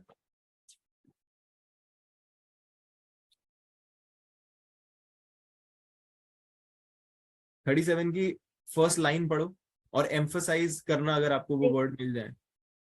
every person is bound to assist a magistrate or police officer. Bound to assist, bound to assist लिखा है, राइट? तो any person, it is every person, it's not just an officer, it's every person. आपको magistrate खड़ा हुआ बोल रहा है कि चल भागना शुरू करो और चोर को पकड़ के ला, तो पकड़ना पड़ेगा। आप नहीं बोल सकते कि मेरा पैर टूटा हुआ है, भागना, लंगड़ी टांग पे भागो। ठीक है, पिट्ठू खेल के आओ, खेलना पड़ेगा, मैजिस्ट्रेट ने बोला, राइट? चलो आगे बढ़ते हैं। ये हुआ 76 and 79। Let's look at 77 and 78। अब 77 क्या बोलता है? 77 इज एक्ट्स डन बाय अ जज। वो काम जो जज कर रहा है, और जज ऐसा भी काम कर सकता है जिससे किसी को हर्ट हो जाए, right? When a judge is acting judicially, तो ऐसा हो सकता है कि वो ऐसा काम कर जाए जिसकी वजह से किसी को हर्ट हो जाए। वो कैसे हो सकता है? Anybody, any example? Death sentence word कर रहे थे। Exactly, death sentence. आपने किसी को डेथ सेंटेंस सुना दिया, आप किसी की जान ले रहे हो, it's a civil death, right? अब क्या अजमल कसाब आके ये बोल सकता था कि ये मुझे क्यों मार रहा है? ही कैन नॉट से इट। भाई आपने कर्मकांड ही ऐसे करे हैं, तो जज का काम है आपको सजा सुनाना, और उसने सुनाई। अब आप जाओ ऊपर मस्ती करो। तो that is action of a जज एक्टिंग जुडिशियली, एंड अ जज is protected under this section. इसी तरह से एक एक्ट होती है judicial officer protection act, judicial officer protection act 1850। इसमें उन्हें सिविल लाइबिलिटी से बचाया जाता है, और सेक्शन 77 में उन्हें क्रिमिनल लाइबिलिटी से बचाया जाता है। ऐसा भी हो सकता है कि जज कभी कभी विदाउट जुरिस्डिक्शन कोई ऑर्डर पास कर दें, विदाउट जुरिस्डिक्शन ऑर्डर पास कर दें, तब भी उसको ये प्रोटेक्शन मिलेगी 77 की। Given that given that, always remember when you are talking about 76 to 79, you should be believing in good faith that you are acting judicially, or in good faith believing that you are bound by law, or in good faith that you are justified by law. हर चीज में good faith जरूर लगेगा. Good faith होना हर जगह जरूरी है. Good faith क्या होता है? Due care and diligence. आपने दिमाग लगाया अपना, उसके बाद ऐसा काम किया. प्रॉपर नेग्लिजेंस में अगर कोई काम कर रहे हो तो आपको प्रोटेक्शन नहीं मिलती. ठीक है. तो 77 इज व्हेन अ जज एक्ट्स जुडिशियली. एंड 78 क्या है? Act done pursuant to judgement और ऑर्डर ऑफ द कोर्ट. अब जज के कहने पे या उसकी जजमेंट पे या ऑर्डर पे अगर कोई काम हो जाए तो उसे हम बोलते हैं act done pursuant to the order और judgement of the court. For example, जज ने डेथ सेंटेंस सुनाया था ऊपर, तो 77 में तो हमने जज को बचा लिया था. अब जज के कहने पे जो जल्लाद होता है, जल्लाद कौन होता है? जो आदमी को लटका के आता है. Hangman. हैंगमैन, जो लटका के आता है. ये पूरी ये परंपरा होती है, पता है? ये द जल्लाद वाला thing, this is a family profession. These people have been doing it for centuries. Their family is known to be jallads. तो जो बच्चे इनके आगे डिसेंडेंट्स आते हैं, ये उनको भी यही सिखाते हैं कि तुमने ये करना है, और उन्हीं को फिर अपॉइंट किया जाता है. तो ये जल्लाद जो है, they are acting pursuant to the orders of the जज. अपनी मर्जी से किसी को नहीं मार रहे. In good faith they believe that एक जज ने ऑर्डर किया है and I have to do it, I am bound to do it, and hence they do it.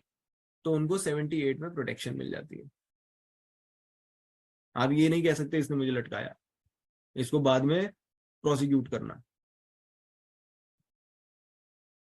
ठीक है. अच्छा, अगर कोई अक्यूज्ड की डेथ हो जाती है, अक्यूज्ड की डेथ हो जाती है, तो क्या एक क्रिमिनल केस रुक जाता है या क्रिमिनल केस को कंटिन्यू किया जा सकता है? कंटिन्यू रहता है. सर रुक जाता सुलक्षणा जी कहती हैं रुक जाता है, एंड शेल्वी कहती है कि चलता रहता है. Anybody else? सर वो तो खत्म ही हो जाता है ना, रुक ही जाता है. सही बात है. तो सिविल केस होता है जो कंटिन्यू रहता है. चलो, हर्ष कहता है कि रुक जाता है. Anybody else?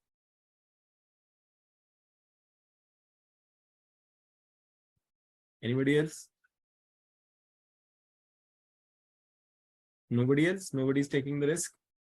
कोई शेल्वी की तो वो कर दो, शेल्वी की टीम में तो आ जाओ. कोई इम्बैलेंस सा लग रहा है. आप आ जाओ सर.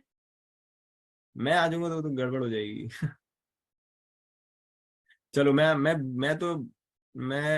आधा पौना दोनों टीम में आ जाता हूँ.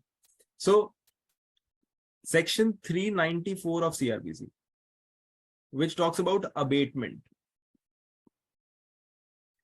और ये क्या बताता है हमें कि अगर किसी अक्यूज की डेथ हो जाती है, generally the case should stop, but it can be continued अगर उसके जो एयर्स हैं या लीगल रिप्रेजेंटेटिव्स हैं, they decide in 30 days to continue the case. और कंटिन्यू किस चीज के लिए? कि उसके सर पे जो इल्जाम लगा है उसको हटवाने के लिए. चाहे वो मरी क्यों ना गया हो, मगर आप उसके आंचल पे जो दाग लगा है उसको हटवाना चाहते हैं, तो आप प्रोसिक्यूशन कंटिन्यू रख सकते हैं, डिफेंड कर सकते हैं और उसको बाइज्जत बरी करा सकते हैं. ठीक है. तो दोनों ही आंसर आधे आधे सही है. सुलक्षणा जी और हर्ष के भी, शेल्वी का भी और मेरा भी. ओके, चलो जी आगे बढ़े. 76 से 79 हो गया. Let's come to 80 and 80 talks about accident. ना तूने सिग्नल देखा ना मैंने सिग्नल देखा, एक्सीडेंट हो गया. ऐड आता था ना. तो वही काम यहां पे हो रहा है. किसी की इंटेंट नहीं है, ये शेयर मिसफॉर्च्यून है. जब कोई मिस फॉर्च्यून हुआ हो बिना इंटेंशन और नॉलेज के, जब आप एक लॉफुल एक्ट लॉफुल मैनर में लॉफुल तरीके से प्रॉपर केयर एंड कॉशन के साथ करोगे। अब ये नहीं बोल सकते कि सर मैं, आप यहाँ एक रोड पे हो और यहाँ से उल्टी साइड चलते हुए आ रहे हो, उल्टी साइड चलते हुए आ रहे हो, और अगला बंदा यहाँ से साइड से आ रहा है सही जगह पे, और आप यहाँ पे आके, ऑब्वियसली ना ये रोड है, इसको आपके लेफ्ट पे चलना चाहिए आपको, आप राइट पे चल रहे हो, और यहाँ पे जल्दीबाजी के चक्कर में आप यहाँ से सोचते हो कि यहाँ से कट मारूंगा और ऐसे चला जाऊंगा इस रोड पे, मगर यहाँ से दूसरा आ रहा है, वो भी आपके जितना धुरंधर, वो भी तेजी में है, वो यहाँ से मुड़ जाता है और यहाँ पे आप टकर जाते हो। अब यहाँ पे आप ये नहीं बोल सकते कि मेरे को एक्सीडेंट का प्रोटेक्शन चाहिए, because you are not doing an act in lawful manner. आप एक्ट तो लीगल कर रहे हो, गाड़ी चलाना इलीगल नहीं है, but the manner in which you are doing is illegal. Road पे आपको राइट साइड नहीं लेफ्ट साइड चलना होता है, तब आप एक्सीडेंट का प्ली नहीं ले सकते। आप तब ले सकते हो when it is a lawful act done in a lawful manner and with proper care and caution. Okay, तो ये हो गया हमारा सेक्शन 80।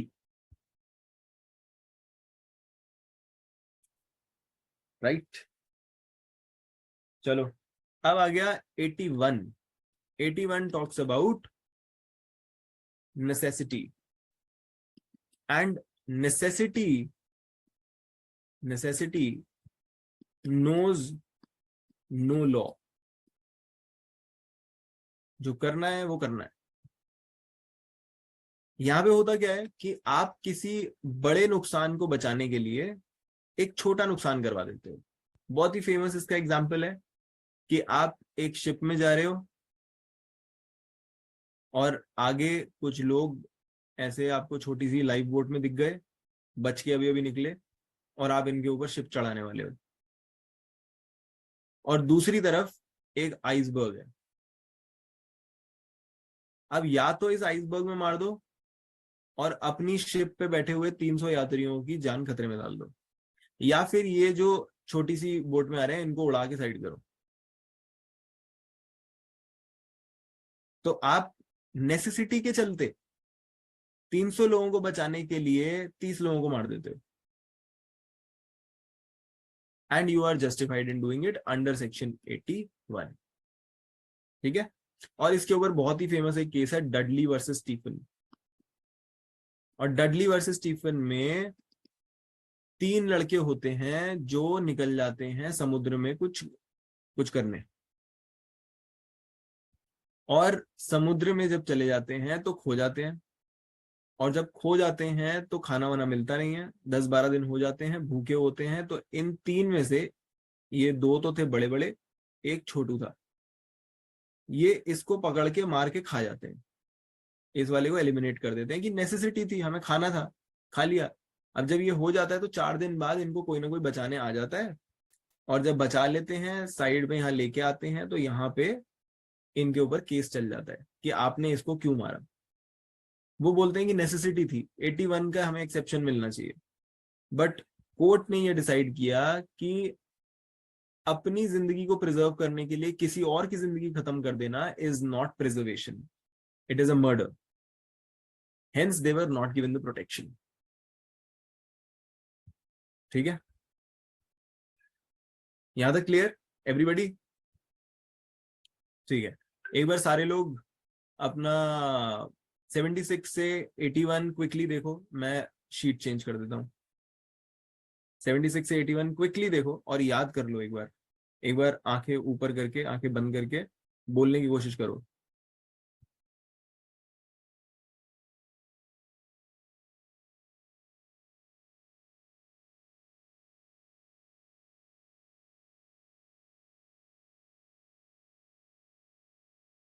चलो जी, लेट्स गो अहेड। 82 एंड 83। अब नया जो सेट आया सेक्शंस का वो है 82 एंड 83। और 82 एंड 83 क्या बोलता है? 82 बात करता है डोली इन केपेक्स की, और 83 बात करता है डोली केपेक्स की। केपेक्स का मतलब होता है कैपेसिटी, आर यू केपेबल। और 82 बोलता है अगर कोई बच्चा 7 साल से कम है, बिलो, तो वो डोली इनकेपेक्स है। और ये चाहे आपको बड़ा ही शातिर दिखाई देता हूं, चाहे ये चेस खेलता हूं, चाहे ये रील्स बनाता हूं, चाहे बड़ा ही स्मार्ट बच्चा हूं, बहुत पैसा कमाता हूं, ये कुछ भी करें अपराध नहीं है, जाके गर्दन काट दें किसी की, कोई अपराध नहीं है। और 83 बोलता है कि 7 से 12 साल का बच्चा डोली केपेक्स है अगर he is mature enough to understand the import and export of what he is doing. कई बार लोगों के दिमाग में ये नोशन होता है कि 18 साल से नीचे के बच्चे को तो कुछ कर ही नहीं सकते। कई बार बहुत सारे केसेस होते हैं जिसके अंदर लोग बच्चों को कंप्लेंट वगैरह में डालते ही नहीं है, ये सोच के कि 18 साल से नीचे का बच्चा है ये तो, इसको तो पुलिस कुछ कहेगी ही नहीं, तो इसको क्यों डालना कंप्लेंट में। मगर 12 साल से ऊपर का कोई भी बच्चा हो, उसको प्रोबेशन जुवेनाइल जस्टिस के हिसाब से ट्राई किया जा सकता है, क्योंकि वो केपेक्स होता है 7 से ऊपर, क्या बोलते हैं, सॉरी ये ऊपर 7 से 12 है, कंफ्यूजन हो गई मुझे इसमें, एक बार चेक करते हैं इसको। अरे सर ऊपर वाला अंडर 7 है और ये 7 हाँ से अंडर 12 है। 7 है, ठीक है ठीक है, ये अंडर 7 है राइट, एंड ये 7 से 12 है। अब 7 से 12 वाला अगर मैच्योर है तो उसे केपेक्स माना जाता है और उसके ऊपर मुकदमा चलाया जा सकता है, और 12 से ऊपर तो चलाया ही जा सकता है। ठीक है, तो मेच्योरिटी कैसे देखी जाएगी, ये एक क्वेश्चन ऑफ फैक्ट रहेगा। फॉर एग्जाम्पल एक केस हम आगे जाके पढ़ेंगे जिसके अंदर क्या होता है, एक लड़की है जो 11 साल की है, और ये 11 साल की लड़की क्या करती है, एक घड़ी चुराती है। 100 रुपए की घड़ी चुराई, अब तो जेल में जाना पड़ेगा। और ये घड़ी चुरा के मार्केट जाके बेच के आ जाती है, पैसा कमा लेती है। तो आपको क्या लगता है, is she mature enough to know that if I steal this watch I can sell it and I can get money and then I can fulfill my dreams to get myself chocolates and toffees?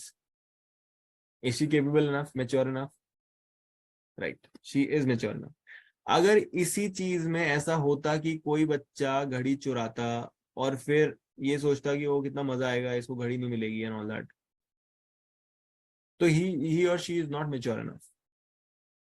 He or she does not know कि ये घड़ी बेच के मैं पैसा कमा सकता था, उसने बस मस्ती मस्ती में कर लिया। He is not mature enough, hence उसको छोड़ा जा सकता है।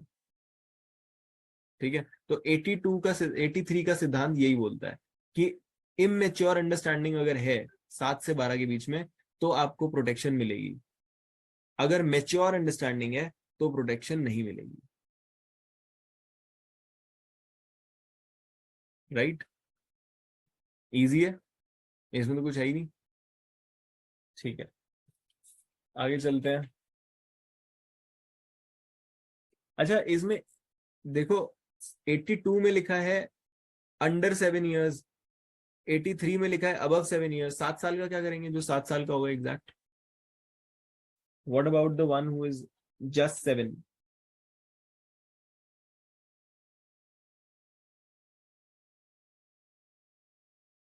एग्जैक्ट 7 का क्या करेंगे? क्वेश्चन ऑफ फैक्ट पे डिपेंड करेगा।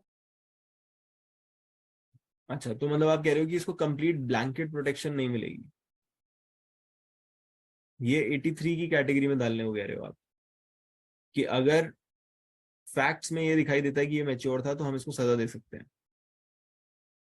Anybody else? हाँ जी 83, क्योंकि 82 में अंडर 7 बोले ना, तो 7 एंड अबव 83 हो जाएगा। राइट, ठीक है।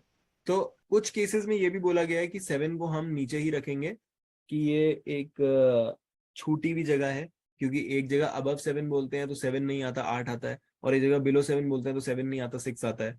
तो अगर ये छूटा हुआ स्पेस है तो हम बच्चों को इसकी एडवांटेज देंगे, एंड 7 साल का जो बच्चा है उसको हम इनकेपेक्स मान के चलेंगे। मगर कुछ केसेस हैं, जैसे कृष्ण भगवान वर्सेस बिहार, जिसमें ये बोला गया कि अगर आपको सफिशिएंट मेच्योरिटी दिख जाती है तो 7 साल के बच्चे को भी लायबल ठहराया जा सकता है। Sir which case? कृष्णा भगवान वर्सेस बिहार। ठीक है, तो ये हुआ 82 and 83। Let's come to 84। 84 talks about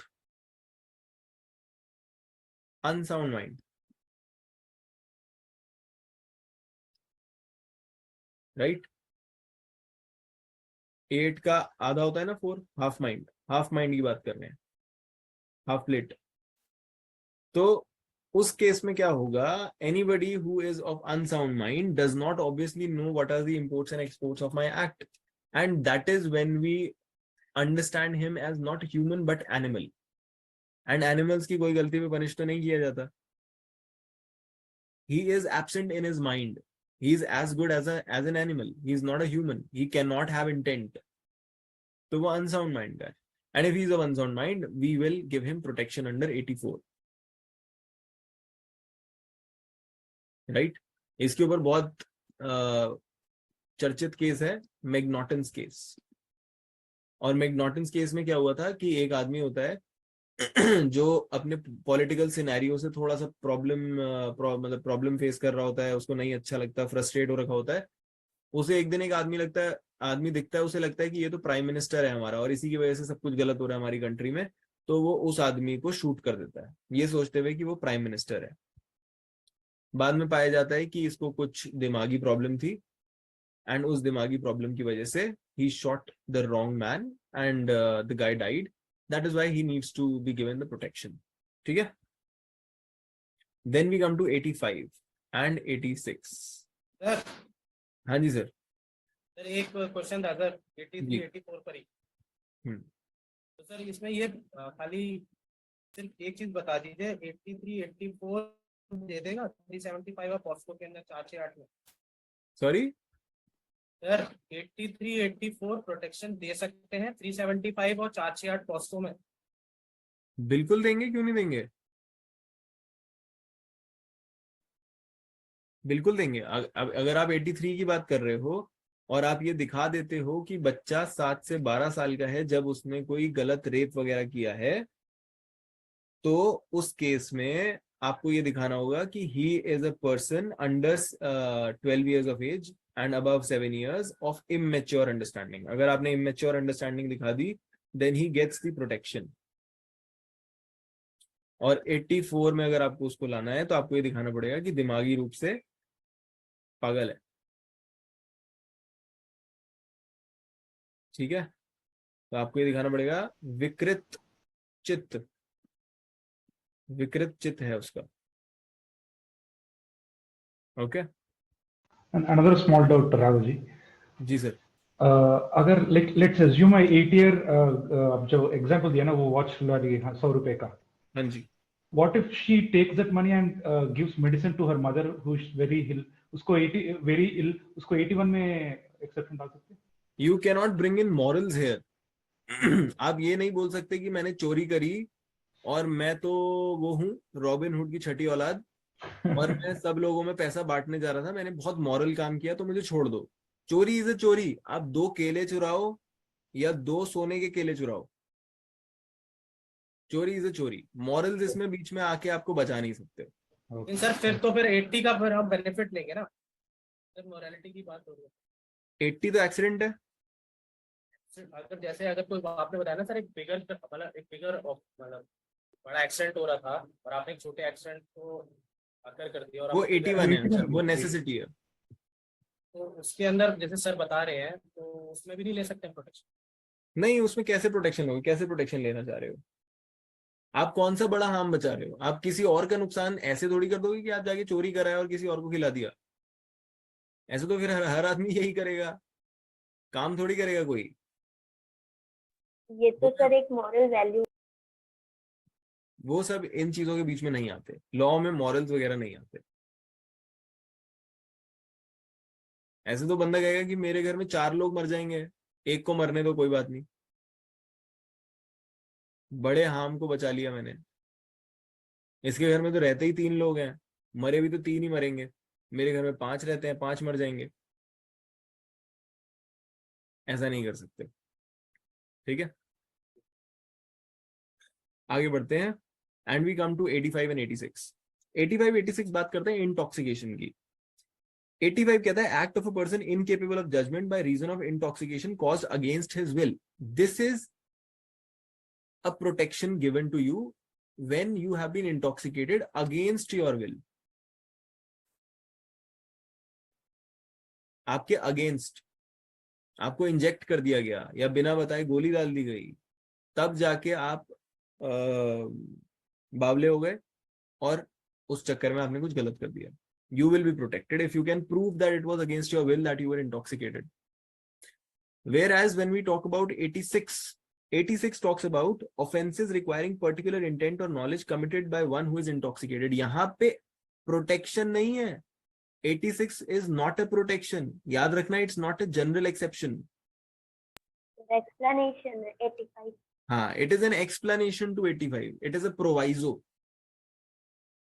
और प्रोवाइड क्या करता है वो प्रोवाइड ये करता है कि आप दारू पी के आ जाओ और उसके बाद कोई काम ऐसा कर दो जिसके अंदर इंटेंशन लगती है, नॉलेज लगती है, फिर आप ये नहीं बोल सकते कि मैंने तो दारू पी रखी थी।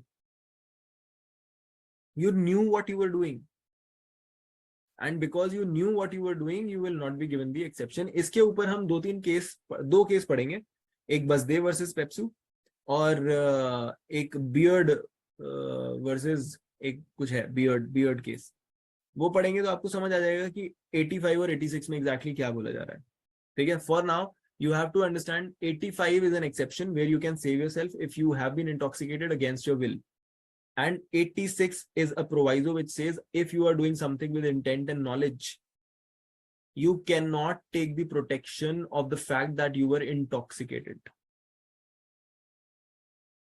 ठीक है। Mirza Ghalib Beg versus state of Andhra Pradesh 1997। This is on intoxication. Mirza Ghalib Beg तो आपका वो है चोरी वाला, जो बच्ची घड़ी चोरी करती है।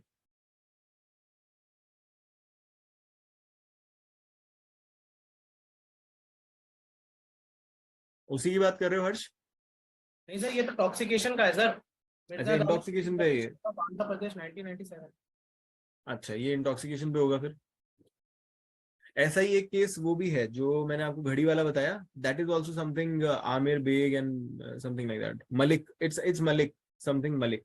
एक बार मुझे किताब में देखना पड़ेगा, when I will flip over तो पता चल जाएगा। नाउ लेट्स कम टू 87 से लेके 87, 88, 89 and then we jump to 92। ये एक सेट अलग है। अभी तक हमने क्या क्या सेट देखे? 76 और 79 का एक सेट था, 77 और 78 का एक सेट था।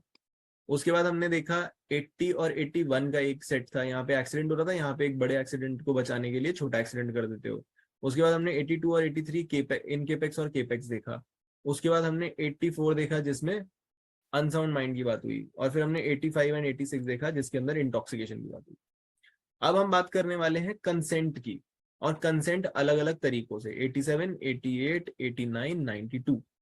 87 बात करता है वॉलेंटी नॉन फिट इंजूरिया की। वॉलेंटी नॉन फिट इंजूरिया क्या होता है? अगर मैंने किसी चीज के लिए वॉलेंटरीली बोला है कि हाँ मैं ये काम करना चाहता हूं, और उसके बाद मुझे चोट लग जाए, गिवन दैट आई एम +18, मैं 18 साल से बड़ा हूं, मुझे अंडरस्टैंडिंग है हर चीज की, और 18 साल से ऊपर होते हुए मैं बोलता हूं कि सर मैं ये करना चाहता हूं, don't worry about it, I am giving my consent. उस केस में जिसकी वजह से आपको हार्म हुआ है उसको कुछ नहीं बोला जाएगा। फॉर एग्जाम्पल, आप फेंसिंग का गेम खेल रहे हैं, चोट लग सकती है। आप रग्बी खेल रहे हैं, चोट लग सकती है।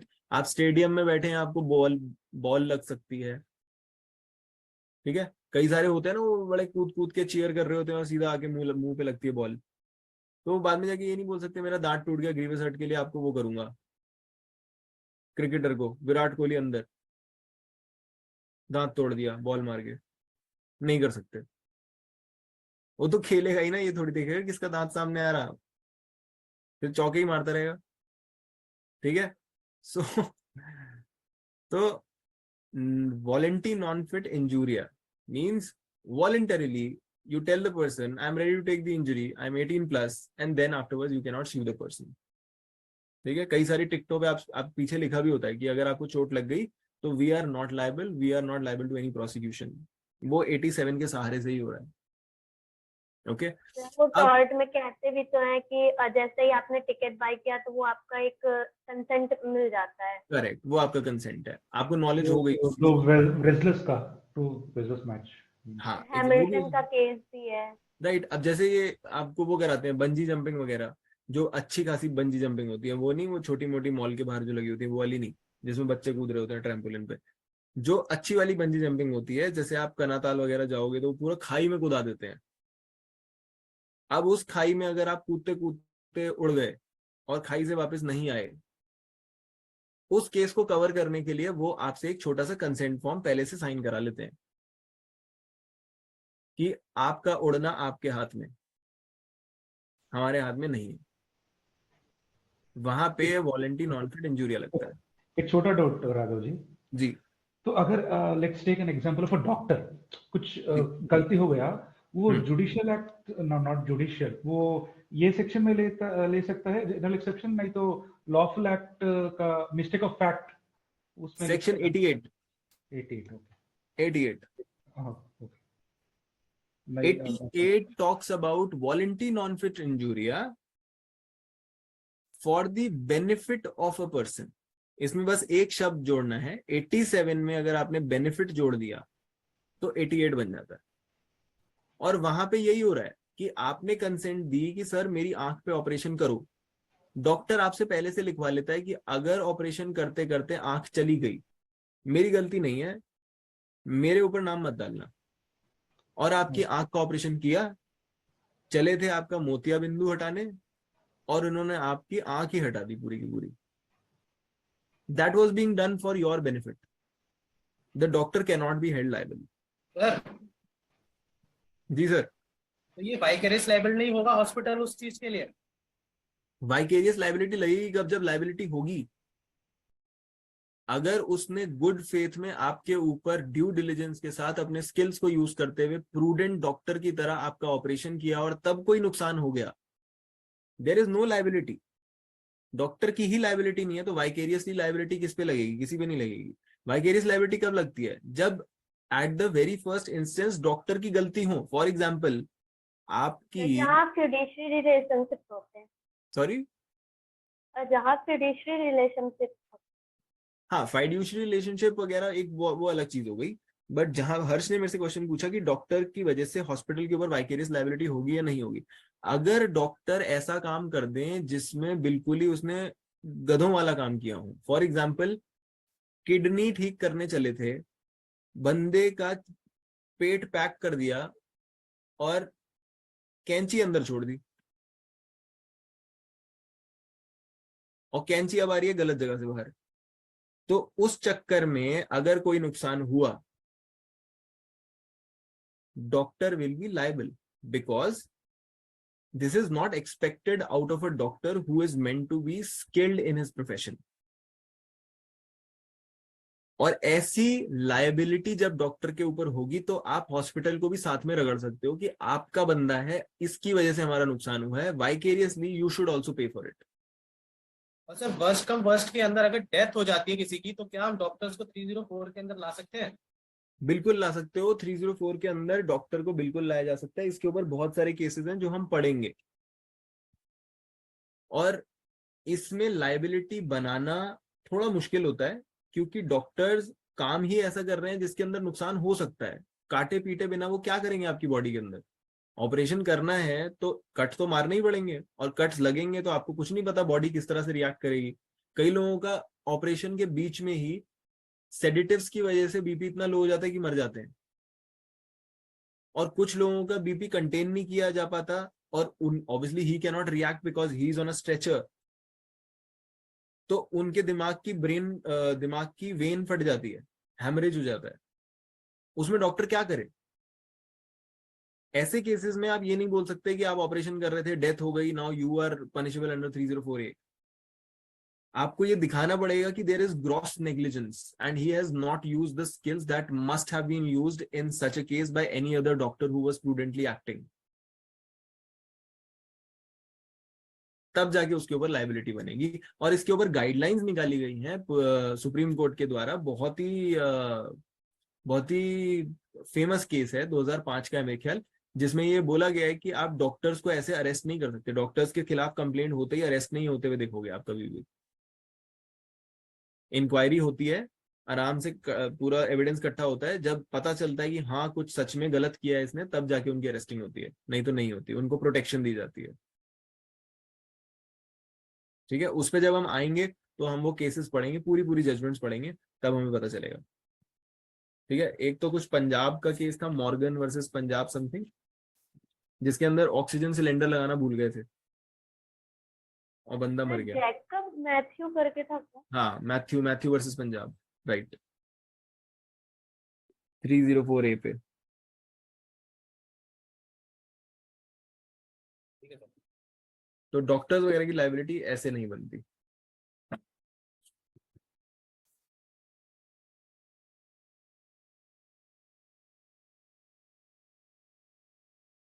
Three 304A।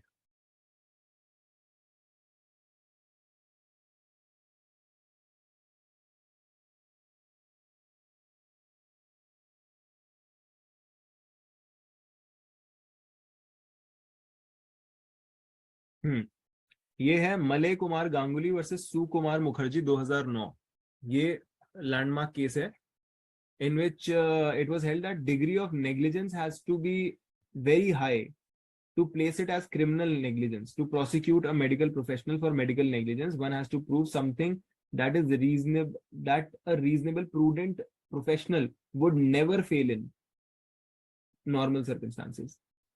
तो normally a medical professional will not fail in such. Normally कोई आदमी कैंची छोड़ देगा क्या पेट में? मतलब बिल्कुल ही उच्च दर्जे का मूर्ख अगर होगा तब ऐसा हो सकता है, नहीं तो नहीं होगा। Doctors know what they have to do. और वो ऐसे लोग होते हैं जो 10-10 12 साल पढ़ के प्रैक्टिस करके बनते हैं, राइट। हाँ, शैलवी क्या कह रहे हो? केस का नाम बता दीजिए 2009 वाला। ये है मलय कुमार गांगुली वर्सेस सु कुमार मुखर्जी 2009। इसी के साथ वो है जेकब मैथ्यू वर्सेस पंजाब। जब तक आपको इंटेंशन नहीं मिलती तब तक आप किसी डॉक्टर को ऐसा नहीं ठहरा सकते।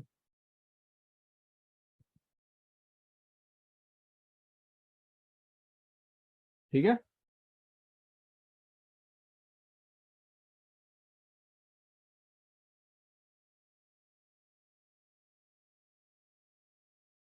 तो इसमें 3-4 केसेस हैं बहुत अच्छे अच्छे।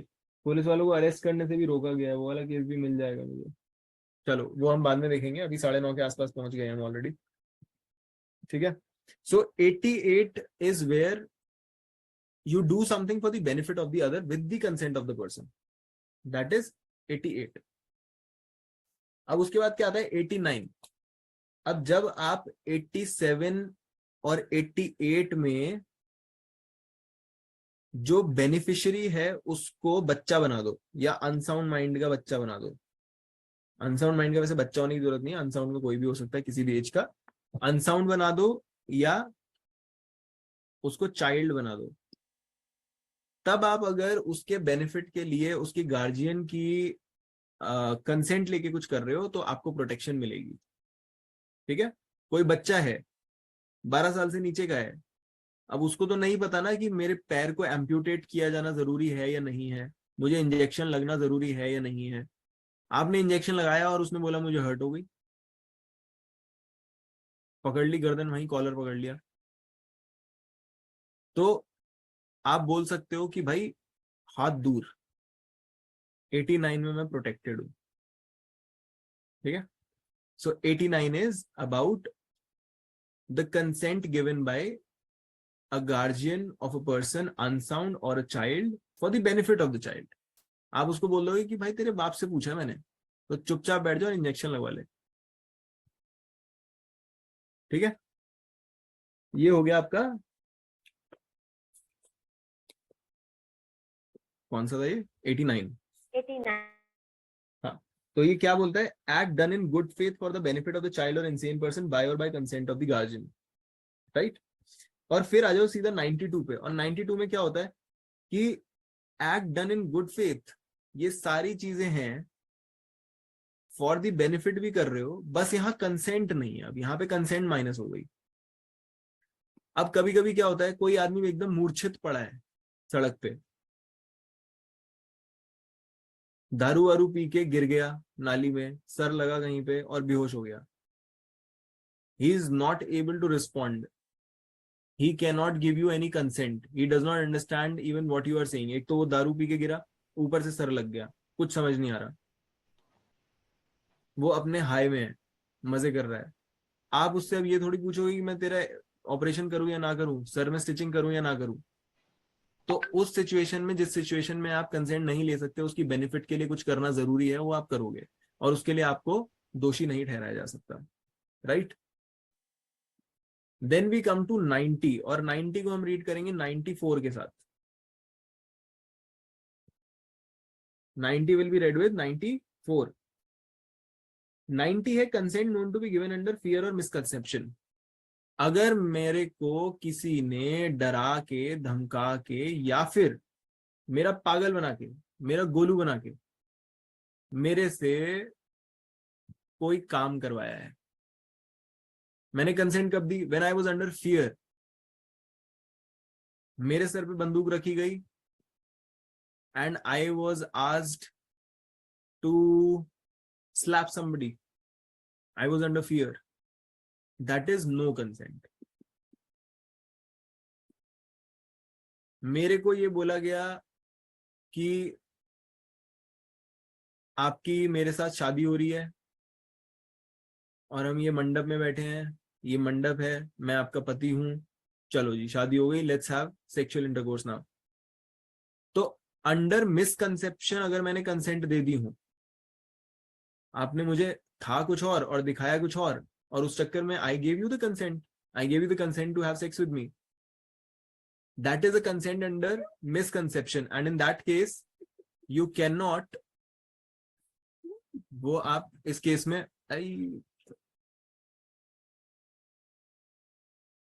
सॉरी, इस केस में your consent is no consent under misconception.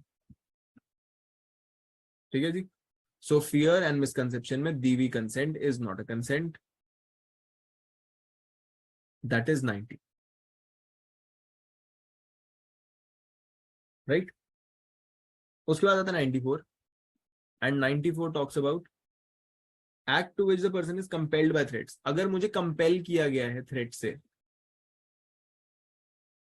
तो भी जो मैं consent दे रहा हूं या जो मैं काम कर रहा हूं, उस गलत काम को करने के लिए मुझे दंडित नहीं किया जाएगा। फॉर एग्जाम्पल, मेरे सर पे गोली रखी, मुझे बोला अगले बंदे को मारो, that is not me doing anything, that is not my action, that is that person action जिसने मुझे डराया है। मगर इस केस में आप इस डर के अंडर किसी का मर्डर नहीं कर सकते, ना ही स्टेट के खिलाफ कोई अपराध कर सकते हो। ये दो चीजें इसमें एक्सेप्टेड आउट है। चाहे आपको कोई मार भी रहा हो तब भी आप ये नहीं कर सकते और ये नहीं कर सकते। ठीक है जी। तो डिफरेंस समझा कि 90 में उसने बोला कि फियर और मिसकंसेप्शन में दी गई कंसेंट नहीं होती। तो कल को आप ये नहीं बोल सकते कि एक आदमी को आपने डरा धमका के उसके साथ सेक्स कर लिया या मिसकंसेप्शन से सेक्स कर लिया, तो आप बोल दो कि सर ये तो कंसेंशुअल था। अभी आप पढ़ाते हुए आ रहे हो ना 89 से 92 तक कि अगर कंसेंट ले लिया तो सब ठीक है, सब चंगा। वैसा नहीं है, क्योंकि आपने फियर और मिसकंसेप्शन से कंसेंट लिया। It was not a voluntary consent, that is why you will be liable, you will not get the protection, you will not come under general exception because it was not a consent।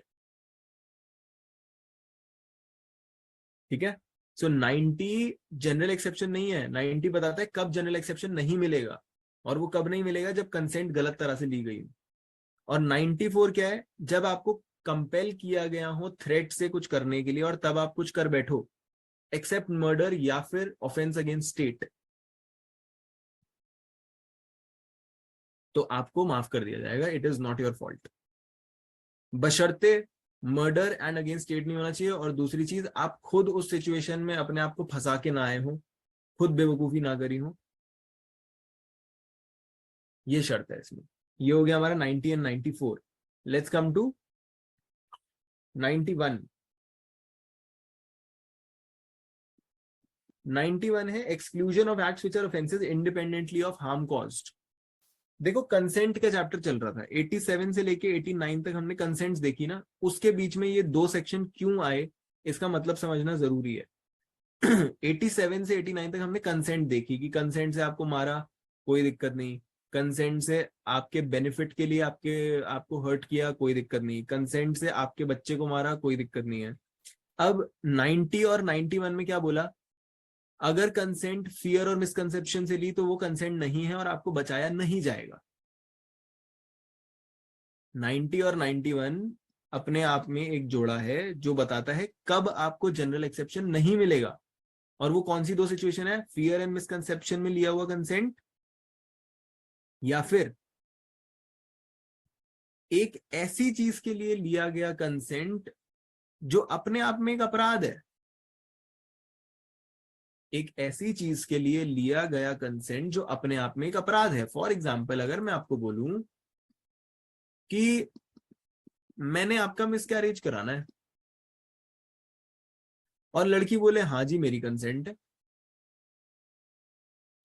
अरे miscarriage कराना, जब state ने ही मना किया हुआ है कि miscarriage नहीं करा सकते, एबॉर्शन नहीं करा सकते इन सर्टेन सिचुएशंस, उसमें आप बोलो कि सर मैंने तो कंसेंट दे दी थी, वो आदमी बोले कि ये औरत ने तो कंसेंट दे दी थी सर। जब कंसेंट दे दी तो अपराध कहाँ रह गया, मुझे जनरल एक्सेप्शन में आना चाहिए ना। तो लॉ बोलता है कि नहीं, ऐसे एक्ट्स जो independently of the harm caused, उस हार्म के लिए भले ही आपको कंसेंट मिल गया हो, उसने कंसेंट दे दिया कोई बात नहीं मिसकैरेज करा दो, जो दर्द होगा मैं झेल लूंगी कोई टेंशन नहीं है, मगर वो एक्ट करना ही नहीं है, उसका कंसेंट है या नहीं इममटीरियल है हमारे लिए, वो काम करते ही एक ऑफेंस हो गया।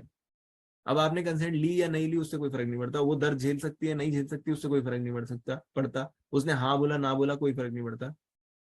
Miscarriage is an offence, happened, you took consent for such an offense, doesn't give you any benefit, you are an offender। ठीक है, तो 90-91 जो है, these are not general exceptions, these are exceptions to general exceptions when you don't get exceptions। okay, ये खत्म हुआ।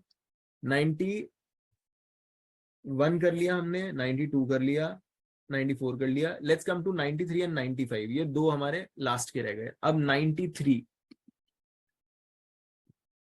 एक वो आजकल वो एक मीम है ना जिसमें वो बोलता है कि मेरे पास आपके लिए एक बहुत अच्छी खबर है। तो वो बोलता है कि अरे वाह डॉक्टर साहब, आपने तो मेरा दिल खुश कर दिया। तो वो बोलता है कि मैं बाली जा रहा हूँ। डॉक्टर बोलता है मैं बाली जा रहा हूँ। तो वो कहता है अच्छा आप बाली जा रहे होगे, मगर मेरे बच्चे का क्या हुआ? वो कहता है नहीं नहीं बच्चा तो मर गया आपका, वो छोड़ो, पर मैं बाली जा रहा हूँ। तो अगर ऐसी कोई आपको इंफॉर्मेशन दी गई जिसकी वजह से आपको एकदम से लगा हार्ट अटैक या आपका ब्रेन हैमरेज हुआ और आपकी डेथ हो गई, तो इंफॉर्मेशन देने वाला बच जाएगा अगर उसने गुड फेथ में वो इंफॉर्मेशन दी हो। अगर वो जानता है कि आप दिल के मरीज हो और आपको ये अगर बोल दिया कि आपके माता पिता की डेथ हो गई है, बच्चे की डेथ हो गई है, तो आप मर जाओगे, तब ये प्रोटेक्शन नहीं मिलेगी। मगर डॉक्टर का काम है आपको बताना कि आप कैंसर की 4th स्टेज में हो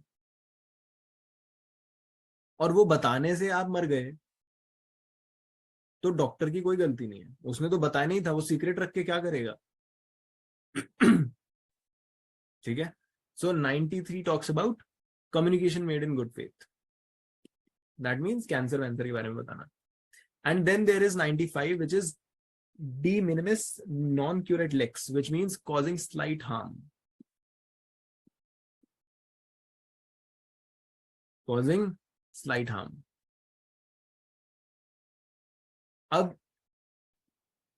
कभी कभी दोस्त यार वगैरह जो होते हैं वो मस्ती मस्ती में ऐसे करके छेड़ देते हैं, पेट में उंगली मार देते हैं, और आपको बुरा लग जाए उस चीज को और आप मुकदमा कर दो उसके ऊपर कि ऐसे कैसे,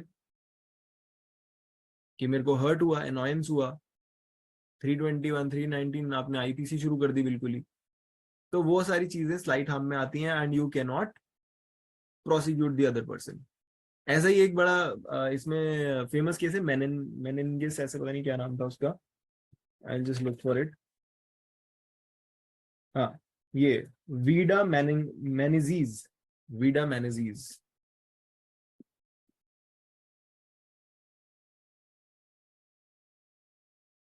वीडा मेनिजीज वर्सेस खान।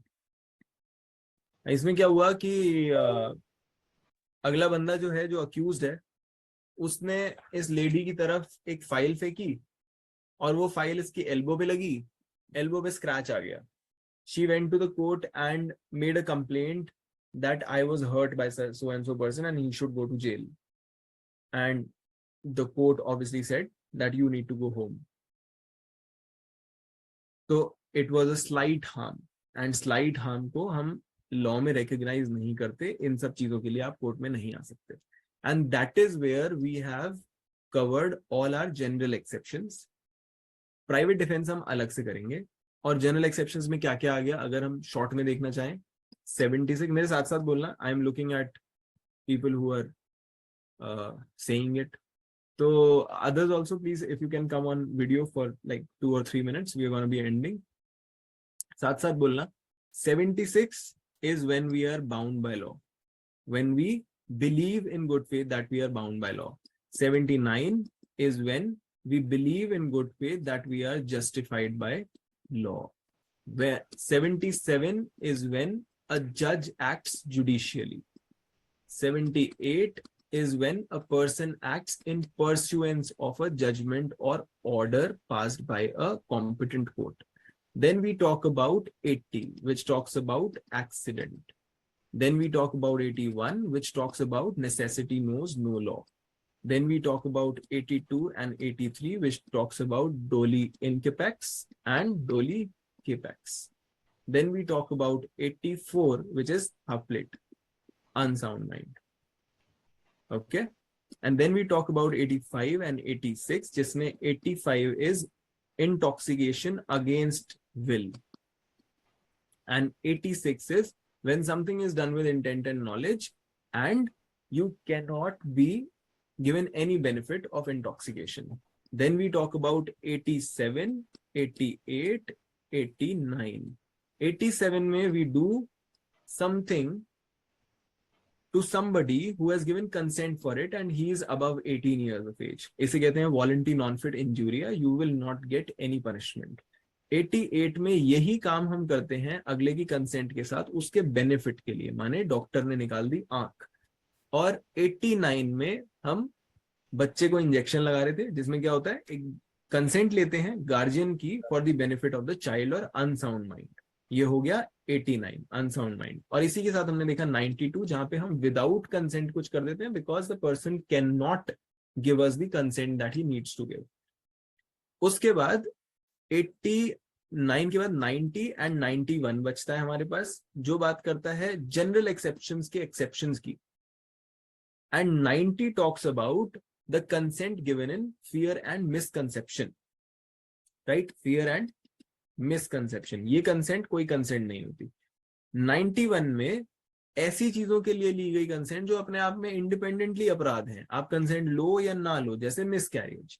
और मिसकैरेज, इसके बाद आ गया 94, जिसमें आपको थ्रेटन किया गया। अगर थ्रेटन किया गया और फिर आपसे कुछ कराया गया तो वो आपका अपराध नहीं है, उस आदमी का अपराध है जिसने थ्रेटन किया, एंड दैट इज वाई आपको उस चीज की सजा नहीं मिलेगी, except murder and offences against state, and you should not have put yourself in such a situation. उसके बाद हमारे पास बचा 93।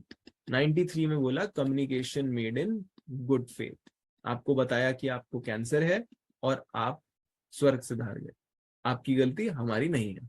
95 which talks about slight harm, जिसमें मैडम को चोट लगी, एल्बो पे स्क्रैच लगा फाइल से, और वो पहुंच गई कोर्ट, और कोर्ट से उनको भेज दिया डायरेक्ट घर।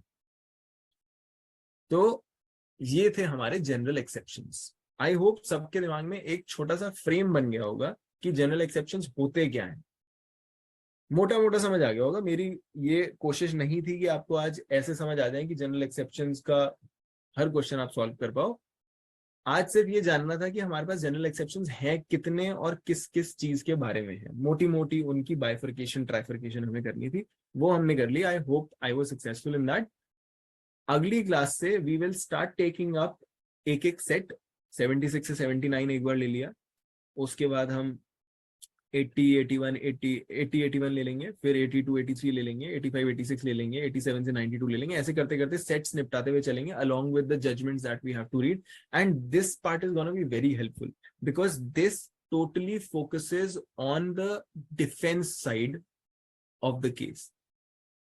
और प्रोसिक्यूशन तो स्टेट करेगी, हमारे पास जो मुकदमा आएगा वो डिफेंस की साइड से ही आएगा, हमें डिफेंड करना है, हमें इन जनरल एक्सेप्शंस की मदद लेनी है, और इसके अंदर किस किस तरह से हम डिफेंस कर सकते हैं। पुलिस के केस में क्या कर सकते हैं, पुलिस अगर ये बोलती है कि हमने तो जी ऑर्डर के परसुएंस में कुछ किया है, तो आप ये दिखा सकते हो कि वो कलर ऑफ ड्यूटी में आता है या नहीं आता है, कलर ऑफ ड्यूटी के बाहर आता है या नहीं आता है, आपको किस तरह से उसे प्रूव करना है, क्या उस चीज में सैंक्शन की जरूरत है, क्या उस चीज में सैंक्शन की जरूरत नहीं है, आर्मी को कितनी प्रोटेक्शन मिलती है, 132 कैसे यूज होता है, 475 कैसे यूज होता है सीआरपीसी का, वील सी ऑल दैट। तो ये सब कुछ डिफेंस के बारे में है, जनरल एक्सेप्शंस, और इसके अंदर जो हमें केसेस देखने को मिलेंगे, अभी मुझे भी नहीं पता कौन कौन से केसेस मिलेंगे, मैंने सारे रीड नहीं करे हुए हैं, but I will find out what is relevant for us, what is practically relevant for us, और फिर उसको रीड करेंगे। So this is gonna be good. तो try to stay attentive and consistent, and let's see what we have. अगर किसी का कोई question हो तो आप पूछ सकते हैं।